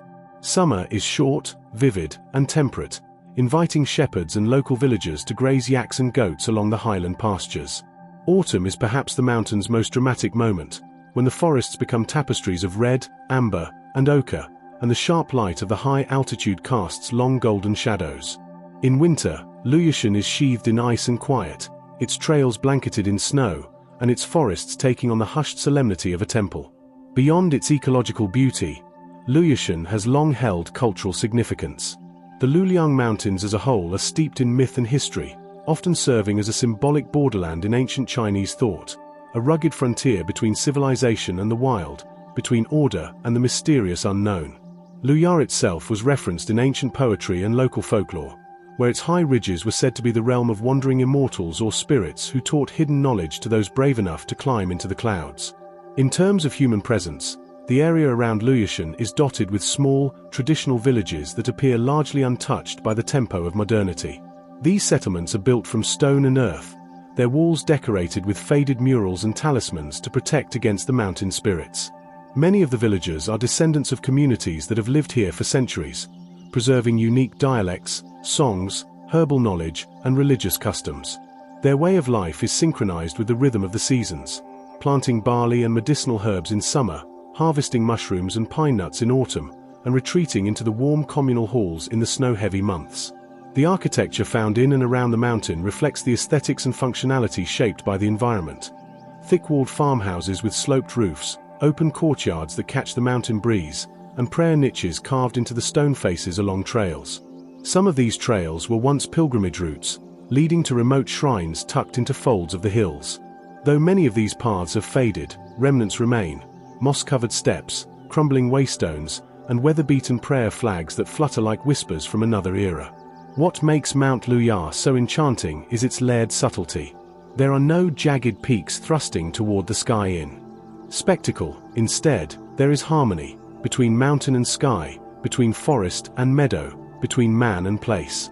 This harmony lends the landscape an aura of deep stillness, a kind of inner poetry that is felt rather than seen. Walkers along its ridgelines often report a sense of being suspended between the real and the timeless, surrounded by nature yet profoundly aware of their own solitude and transience. Photography enthusiasts are drawn here for the dreamlike quality of light that bathes the mountain during golden hour, when low-angled sun cuts through mist rising from the forest canopy, creating an almost hallucinatory interplay of color and form. The valleys below, often veiled in cloud, glow with diffused sunlight while distant ridges take on hues of indigo and slate. The whole vista seems like a living painting, animated not by brush but by breath and wind.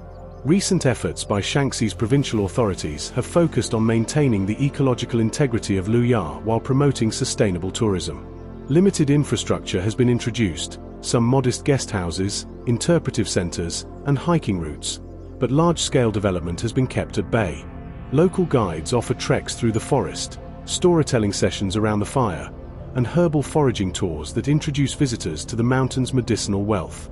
For those willing to travel off the beaten path, Luyushan becomes more than a scenic destination. It becomes an initiation into a slower, more contemplative mode of experience. One of the most striking features of Luyushan is the way it straddles opposing forces. It is wild but welcoming, austere but full of quiet richness, remote but intimately human. As the sun sets over its western flanks, casting long shadows across the meadows, the wind through the birch and pine trees carries the sighs of both the ancient earth and the present moment. There are no grand temples atop Luyar, no giant statues or famous relics, just the mountain itself, offering the quiet grandeur of presence. In this way, Mount Luyar speaks to something deeply Chinese yet universally resonant, the idea that sacredness does not need to be built or claimed, only honored and entered into. Here, the landscape is not a backdrop for human history but a participant in it. And as clouds drift across the high plains and morning dew glistens on wildflowers, one feels not like a visitor or a tourist, but a guest welcomed by the mountain itself, briefly part of its ongoing, living story. Mount Dingjun, or Dingjunshan, rises quietly in the south of Shaanxi province, nestled within the contours of the Daba Mountains that stretch across the borders of Shaanxi, Sichuan, and Hubei. At first glance, it may appear as just another modestly forested ridgeline, wrapped in the familiar green hues of central China's deciduous slopes. But beneath its canopy and woven into its stone bones is a history so dramatic, so deeply intertwined with the fabric of China's foundational legends, that the ground itself seems to echo with memory. Mount Dingjun is not merely a mountain, it is a theater of war, a monument to loyalty and strategy, and a spiritual landmark that links history with landscape. The most defining feature of Mount Dingjun is its central role in one of the most storied military engagements of the Three Kingdoms period, a period of fragmentation, intrigue, and relentless struggle following the fall of the Han dynasty in the 2nd and 3rd centuries CE. In 219 CE, it became the stage for the famed Battle of Mount Dingjun, a climactic confrontation between the forces of Liu Bei, led by his sworn brother and brilliant general Huang Zhong, and the troops of Cao Cao, commanded by the seasoned general Xiahou Yuan. This was no minor skirmish in the vast theater of Chinese warfare. It was a pivotal moment that allowed Liu Bei to seize control of Hanzhong, a key strategic region, thereby legitimizing his claim to power and paving the way for the foundation of the Shu Han state. According to the historical chronicles, notably the Sangguozhi, records of the Three Kingdoms, and later romanticized in Romance of the Three Kingdoms, it was in the shadow of this mountain that Xiahou Yuan was struck down in battle, a loss that sent shockwaves through Cao Cao's command and marked a rare, decisive victory for Liu Bei's otherwise often underdog army. In the sweeping narrative arc of the Three Kingdoms, Mount Dingjun represents the turning tide, a moment when cunning, terrain, and timing converged in favor of righteousness and loyalty. Today, the mountain preserves this history with solemn dignity. At the foot of the ridge lies a sprawling complex dedicated to the memory of General Huang Zhong. His tomb, whether actual or symbolic, is marked by traditional architecture, winding paths, and a reverent atmosphere where travelers and history enthusiasts come not only to pay homage but to place themselves in the geographical context of a tale they may have read since childhood. Bronze statues of the general in full battle attire stand as frozen sentinels, facing the slope as though waiting eternally for another clash. Trails snake upward from the valley floor, first through lowland pines and wild camellias, then onto steeper, rockier ground where the trees thin and the views expand. The air is rich with the earthy scent of damp leaves and old moss, and every now and then, signposts mark significant historical spots. A stone said to have served as Huang Zhong's lookout point, or the remains of an ancient campsite once used by Shu soldiers. Though nature has softened the battlefield with time, there's still a martial sharpness in the layout of the terrain. Defensible ridges, narrow passes, and natural choke points that reveal why this mountain became so tactically important. Despite the historical weight it carries, Mount Dingjun is not trapped in the past. It is a living mountain, home to a range of biodiversity and seasonal transformations that add a layer of wonder to its strategic significance. In spring, wild peonies bloom in clearings, their pale petals trembling in the breeze. Summer sees the forest at its fullest, a green canopy dappled with sun and punctuated by birdsong. Autumn brings a blaze of color, scarlet maples, golden ginkgo leaves, and the deep burgundy of oak, while winter dusts the ridges in snow, rendering the landscape both austere and majestic. This seasonal rhythm invites a quieter kind of visitor: hikers, poets, students, and elderly couples who ascend its paths not to conquer but to remember. Some come with books in hand, reciting passages from Romance of the Three Kingdoms, their voices mingling with the rustle of leaves. Others come to reflect on loyalty, sacrifice, and fate, values central not only to the stories played out here but to the deeper moral lessons that Chinese culture has long drawn from them. Relics from more recent history also nestle within the folds of the mountain. Small, half-forgotten shrines dedicated to mountain spirits or local heroes from various dynastic periods still stand, often cared for by local families whose ancestors once guided troops through these very woods. Red ribbons tied to branches flutter gently above incense burners blackened by generations of quiet prayer. And in a few places, stone steles and inscribed tablets provide poetry and commentary by Ming and Qing era scholars who made pilgrimages here, adding another layer to the palimpsest of reverence surrounding the site. Not far from the base of the mountain, the town of Mianxian, now part of Hanzhong City, serves as a gateway to Dingjun. Mianxian itself is steeped in Three Kingdoms lore and acts as a cultural hub where folk festivals and reenactments are held. During major holidays, especially those aligned with traditional Chinese calendars such as Qingming or Mid-Autumn, crowds gather for performances, processions, and offerings, blending theatrical pageantry with heartfelt devotion. Children dress as generals, elders wear traditional robes, and drumbeats echo through the streets like distant thunder rolling off the hills.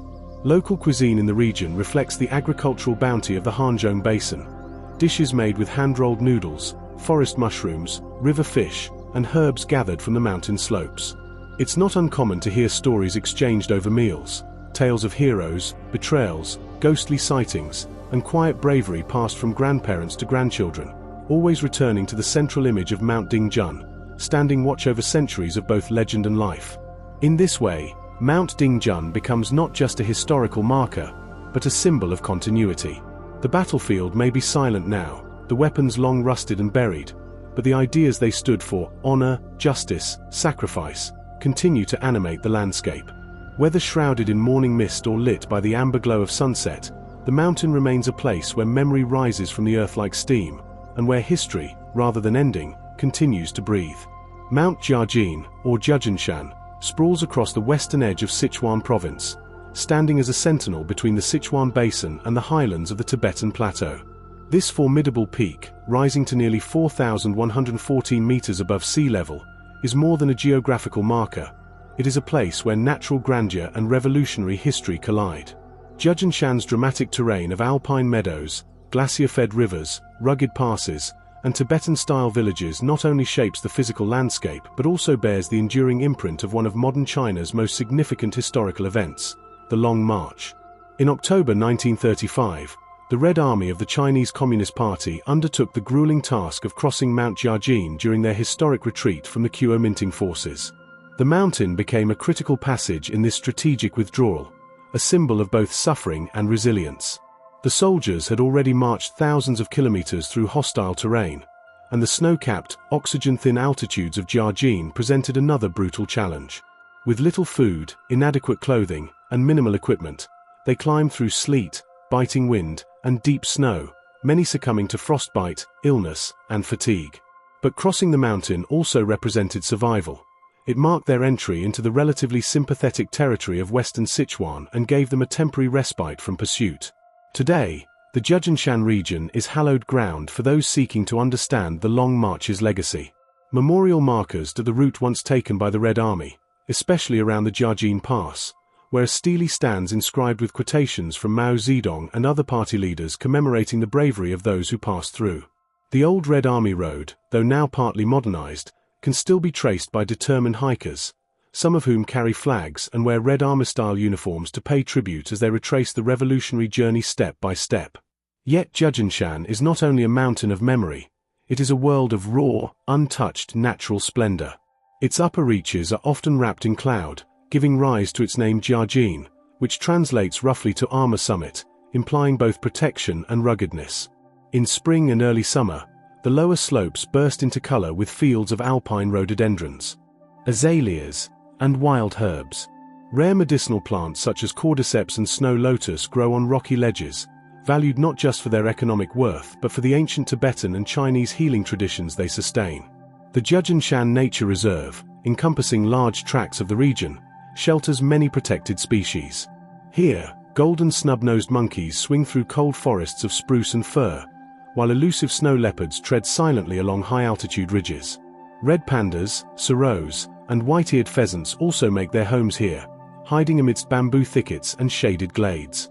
Because of its remoteness and relative lack of tourism infrastructure compared to more famous Chinese mountains, the area maintains an almost primeval silence.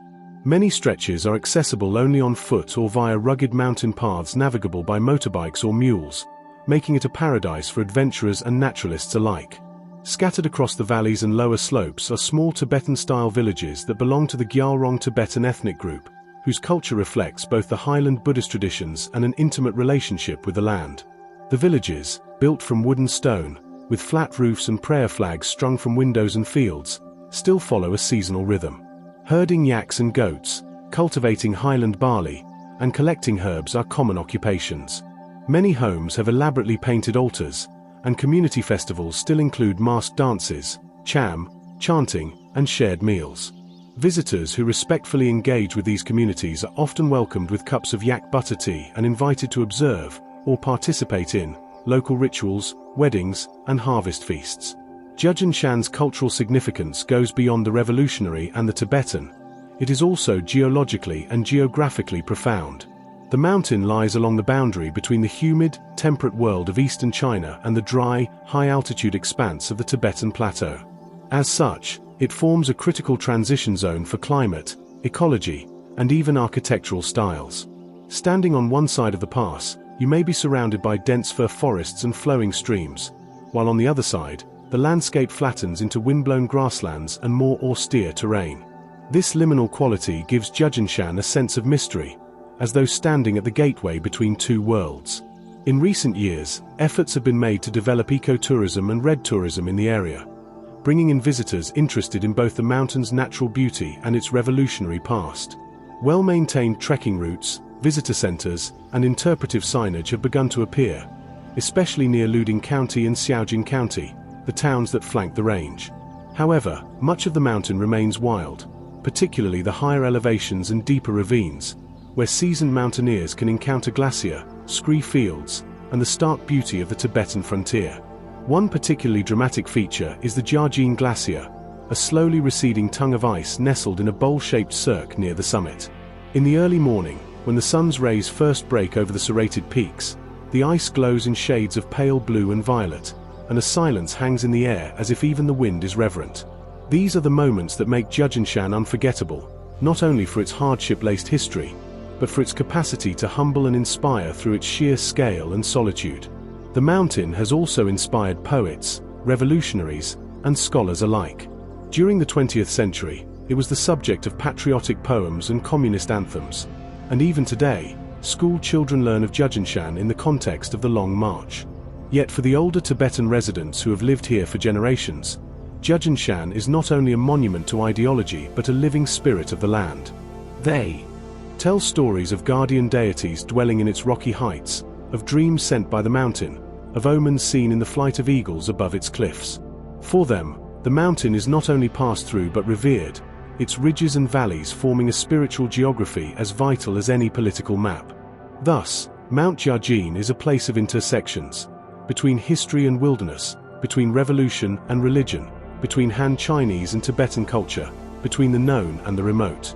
Its paths may be steep and its weather unforgiving, but those who make the journey, whether in pursuit of memory, meaning, or simply the sublime, often leave transformed. Here, where the Red Army once marched in silence, and where monks still chant under starlit skies, one feels the weight of time pressing gently, like snowfall on a lonely pass. Mount Taining, or Tainingshan, nestled in the verdant heart of Fujian province, is a mesmerizing spectacle of geological artistry and natural quietude. Part of the Taining World Geopark, this mountain forms one of the most visually striking examples of the Danxia landform in all of China. With its colossal red rock towers, sheer sandstone cliffs, deep gorges, and hidden caves cloaked in lush subtropical forests, Mount Taining seems carved from the dreams of ancient painters. It is a place where time is etched into stone and where every cliffside and shadowed crevice seems to whisper stories that stretch back millions of years. The Danxia landform, for which Taining is famous, is unique to China. Formed from red sandstone deposited during the Cretaceous period and later sculpted by tectonic activity, wind, and rain, these formations have evolved into dramatic landscapes of towering cliffs, natural bridges, stone columns, and honeycombed grottos. At Taining, the Danxia features are particularly intense and colorful, making the area one of the most iconic and photogenic natural sites in southern China. Unlike karst formations, which are made from limestone and often marked by sharp spires and sinkholes, Danxia formations are softer in shape but just as dramatic, with striated red cliffs and smooth, rippling contours. Among the many notable peaks and rock structures in the Taining region, one of the most spectacular is Dajin Lake, a reservoir that nestles between the steep red cliffs and winding canyons of the Taining Geopark. This lake, created by damming the Jinsei River, appears almost like a natural fjord in the heart of southern China. Boat rides through Dajin Lake are among the most popular activities for visitors. Gliding across the still, jade-green water, travelers are dwarfed by towering red cliffs that rise nearly vertically from the surface, some of them over 300 meters high. In the early morning or after a rain, mist clings to the cliff bases, wrapping the stone walls in shifting layers of white vapor, a scene that resembles an inkwash painting come to life. One of the most enchanting features of the region is the 1,000-foot cliff, Chanshangya, a monolithic red wall that stretches for nearly a kilometer in length and hundreds of meters in height. This cliff is considered a classic example of Danxia-style geomorphology and has become a symbol of Taining. When the sun strikes it at a low angle, the entire surface glows a deep, almost surreal crimson, further accentuated by the green forest clinging to its narrow ledges and crevices. Small waterfalls trickle down from hidden springs above, forming glistening silver threads against the ruddy backdrop. While the geology is the backbone of Mount Taining's identity, its cultural heritage is equally rich. The area has been inhabited for centuries, and throughout the park, one finds evidence of ancient settlements, cliffside temples, and Taoist hermitages nestled into crags and clefts. One of the most famous is the Shuainan, ancient town, a well-preserved traditional village on the outskirts of the mountain range. This town still retains its Ming and Qing dynasty architecture, whitewashed walls, tiled roofs, stone bridges, and cobbled lanes. It serves as a living window into pre-modern southern Chinese life, with tea houses, ancestral halls, and markets still active today. Another treasure of the region is the Ziyun Dong, Purple Cloud Cave, a massive karst cavern that, while not Danxia in geological origin, lies within the broader Taining scenic area. This cavern system includes underground rivers, stalactites, and colorful illuminated chambers. It adds yet another layer to the natural complexity of Taining, showcasing how water, stone, and time work together to create landscapes both grand and intimate. Religious and spiritual traditions also run deep in the mountains of Taining. Local people still tell stories of Taoist sages and Buddhist monks who sought retreat in the area's many secluded groves and rocky overhangs. Some of the temples, like the Shangqing Temple, blend seamlessly into the natural stone. The buildings are modest, with wood and stone construction designed to harmonize with the forested cliffs they rest upon. The incense rising from these remote temples mixes with the mist, offering a sensory impression of tranquility that is hard to find in more touristed parts of China. Flora and fauna also play an essential role in the ecological vitality of Mount Taining. The subtropical climate and isolated terrain have allowed a great diversity of plant life to thrive. Camellia, magnolia, rhododendron, and bamboo dominate the lower slopes, while fir, pine, and hardy shrubs cling to the rocky ridges. Seasonal changes bring dramatic shifts in color and mood. In spring, wildflowers burst through cracks in the stone. In autumn, the deciduous forests flare with hues of gold, orange, and crimson, creating a painterly contrast with the ever-present red sandstone. The wildlife of the region includes macaques, muntjacs, barking deer, civets, and a wide range of bird species, from crested kingfishers to owls and pheasants. Because the area has been relatively less disturbed by development, it remains a haven for biodiversity. The integration of natural conservation with cultural tourism has helped preserve this balance, though local authorities are increasingly cautious about limiting foot traffic in more sensitive zones of the park. In terms of accessibility, Mount Taining remains a bit of a hidden gem compared to more mainstream destinations like Huangshan or Zhangjiajie. While infrastructure has improved in recent years, with visitor centers, guided boat tours, eco-lodges, and well-marked hiking trails, the region still maintains a sense of remoteness.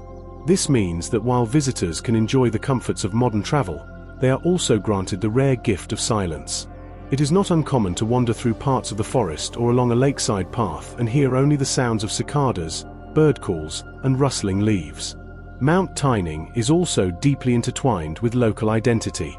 Many residents of the surrounding villages see the mountain not just as a resource for tourism, but as a spiritual and cultural compass. Folk songs, oral histories, and seasonal festivals often invoke the mountain's presence, treating it not merely as a backdrop but as a living entity in the community's narrative. In this sense, the mountain becomes more than a destination. It becomes a character, a teacher, and in many ways, a guardian.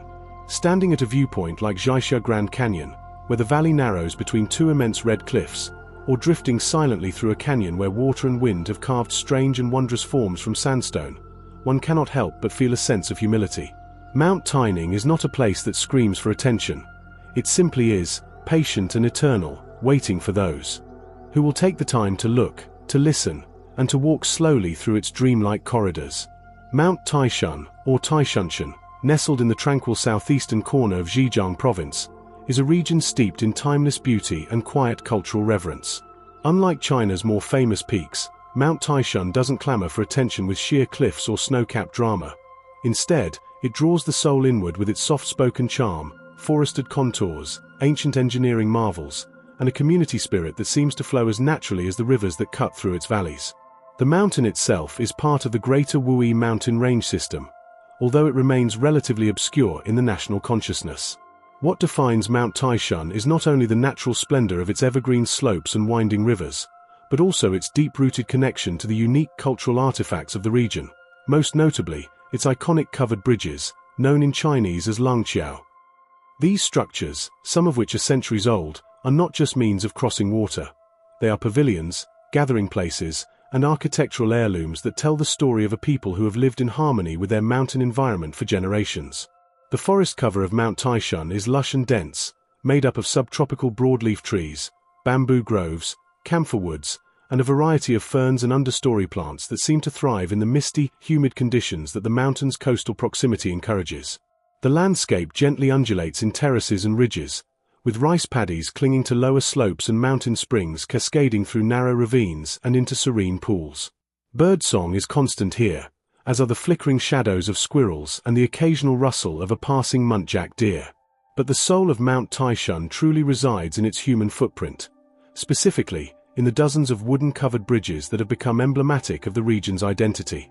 Taishan County has more than 30 such structures, each distinct in design, many of them constructed during the Ming and Qing dynasties. These are not the industrial, functional bridges of the modern world. Instead, they are works of artistry, built entirely without nails, using traditional mortise and tenon joinery techniques passed down through generations of village carpenters.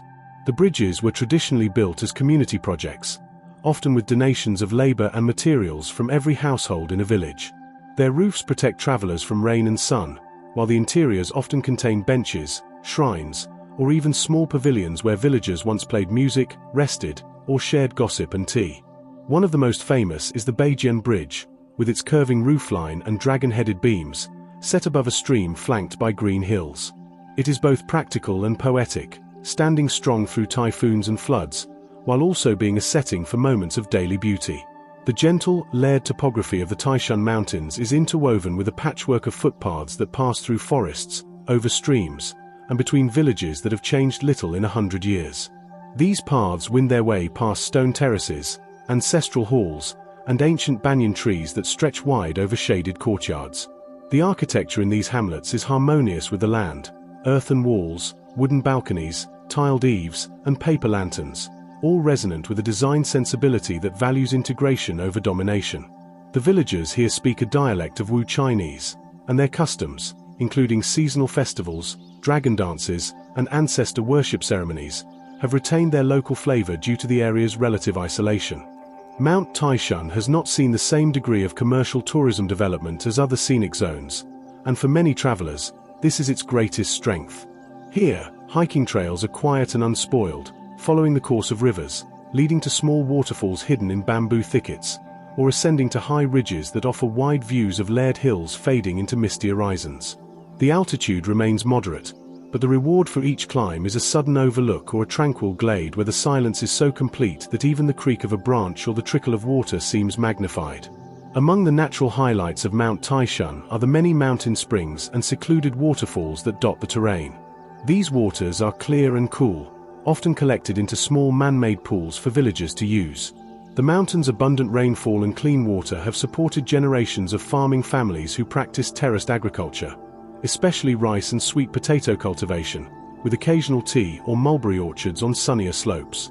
Local cuisine reflects this agrarian heritage, with dishes like bamboo shoot stir-fry, mountain vegetable stews, and locally cured pork, food simple yet deeply flavored by the clean air and fertile soil.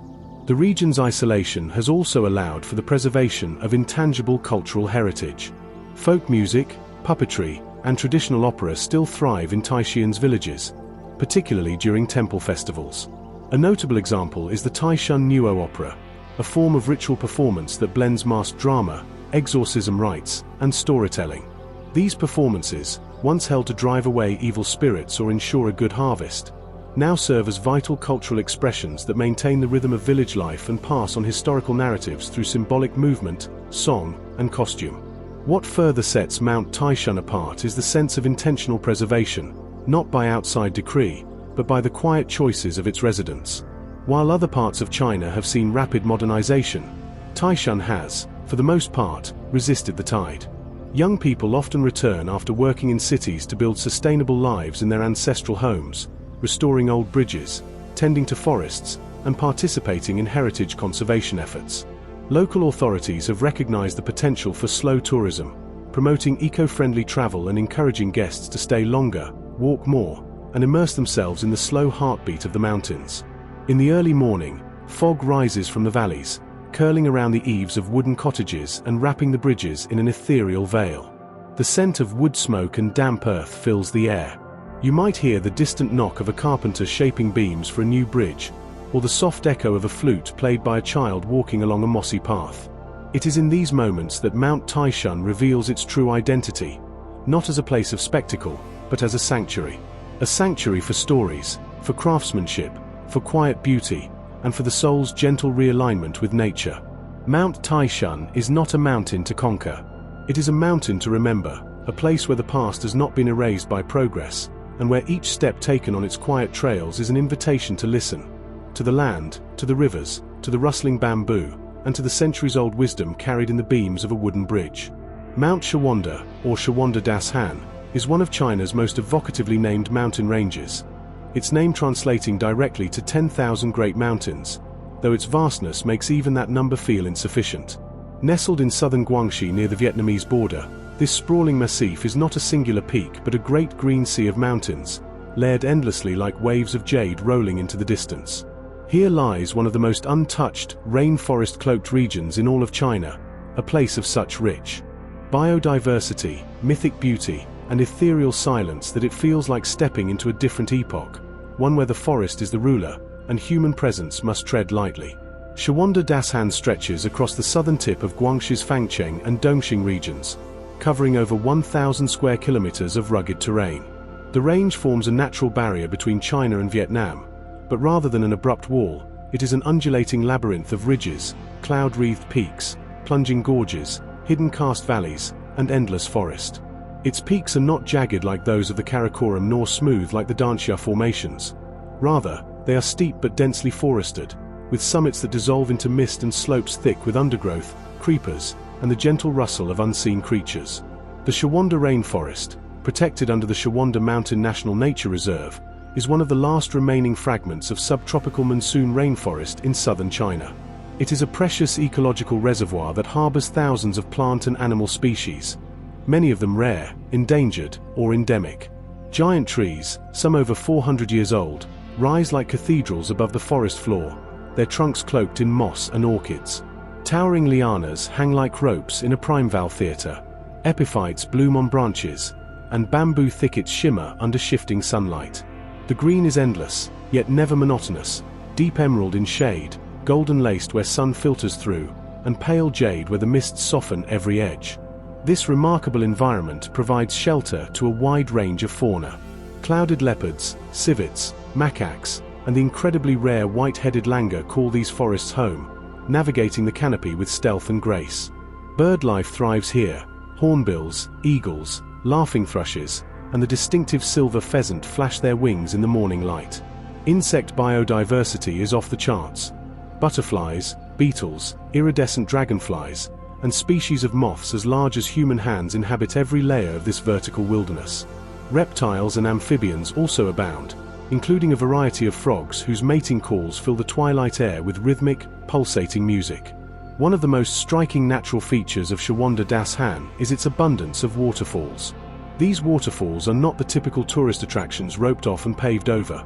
They often lie hours into the rainforest, reachable only by narrow foot trails that snake through dense foliage, across rivers, and up steep escarpments. When you reach one, such as the towering Bailang waterfall or the lesser-known Yunjian Cascade, you are greeted not by crowds, but by the thunder of falling water echoing across canyon walls, mist rising in the heat, and a pool of crystalline green so clear it seems to glow from within.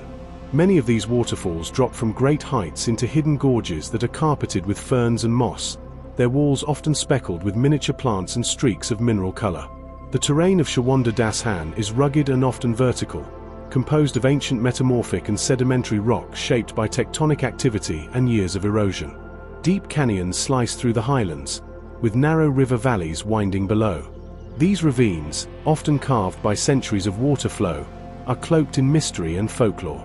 Some are so remote and sheer that sunlight barely touches their depths. It's said by local Zhuang and Yao villagers that certain hidden valleys are sacred, that spirits dwell within, and that entering them without ritual or reason invites misfortune. These stories, though framed in myth, reflect the deep respect the people of this region have for the mountains, places to be revered, not conquered. Indeed, human settlement in Shawanda Das Han is sparse and historically isolated. Ethnic minority groups such as the Zhuang, Yao, and Jing people have lived in this region for centuries, building a rich, localized culture that adapts perfectly to the terrain. Their villages are small and often hidden, wooden houses on stilts, stone terraces for rice cultivation, and traditional shrines at forest edges where ancestors and mountain spirits are honored.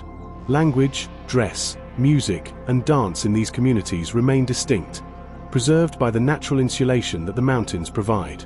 Colorful embroidery, bronze jewelry, handmade textiles, and herbal medicine are just part of the cultural knowledge passed from generation to generation beneath the green canopy. Rituals tied to the mountain and its rhythms are still practiced in these communities. Festivals honoring the mountain god or seeking blessings for a good harvest often involve masked dances, drum circles, and offerings of food, incense, and handmade paper charms. In some traditions, villagers still hike into the forest to gather spirit water from hidden springs, believed to be imbued with curative powers. These ceremonies, though simple, echo a worldview in which Shawanda Das Han is not just landscape. It is animate, sacred, aware. In recent years, portions of Shawanda Das Han have been opened to ecotourism, though development is tightly controlled. Trails have been mapped, wooden boardwalks built in some more accessible valleys, and observation platforms constructed to offer panoramic views of the green ocean of peaks. Yet the majority of the range remains wild, intentionally so. Conservationists, scientists, and adventurers alike are drawn to the mountain not for convenience, but for its remoteness, its purity, and its power to recalibrate one's perception of scale and silence. Walking through Shawanda Das Han, especially in the early morning when the mist is thick and birds are just beginning their calls, one feels the weight and breath of the living forest all around. The moss is slippery underfoot, the air rich with the scent of rain and leaves, and the soundscape alive with thousands of life forms going about their hidden routines. This is not a mountain to be rushed through, it is a world to be absorbed in, to be humbled by. Hours spent among its waterfalls, ridges, and shadows do not yield conquest, they yield surrender.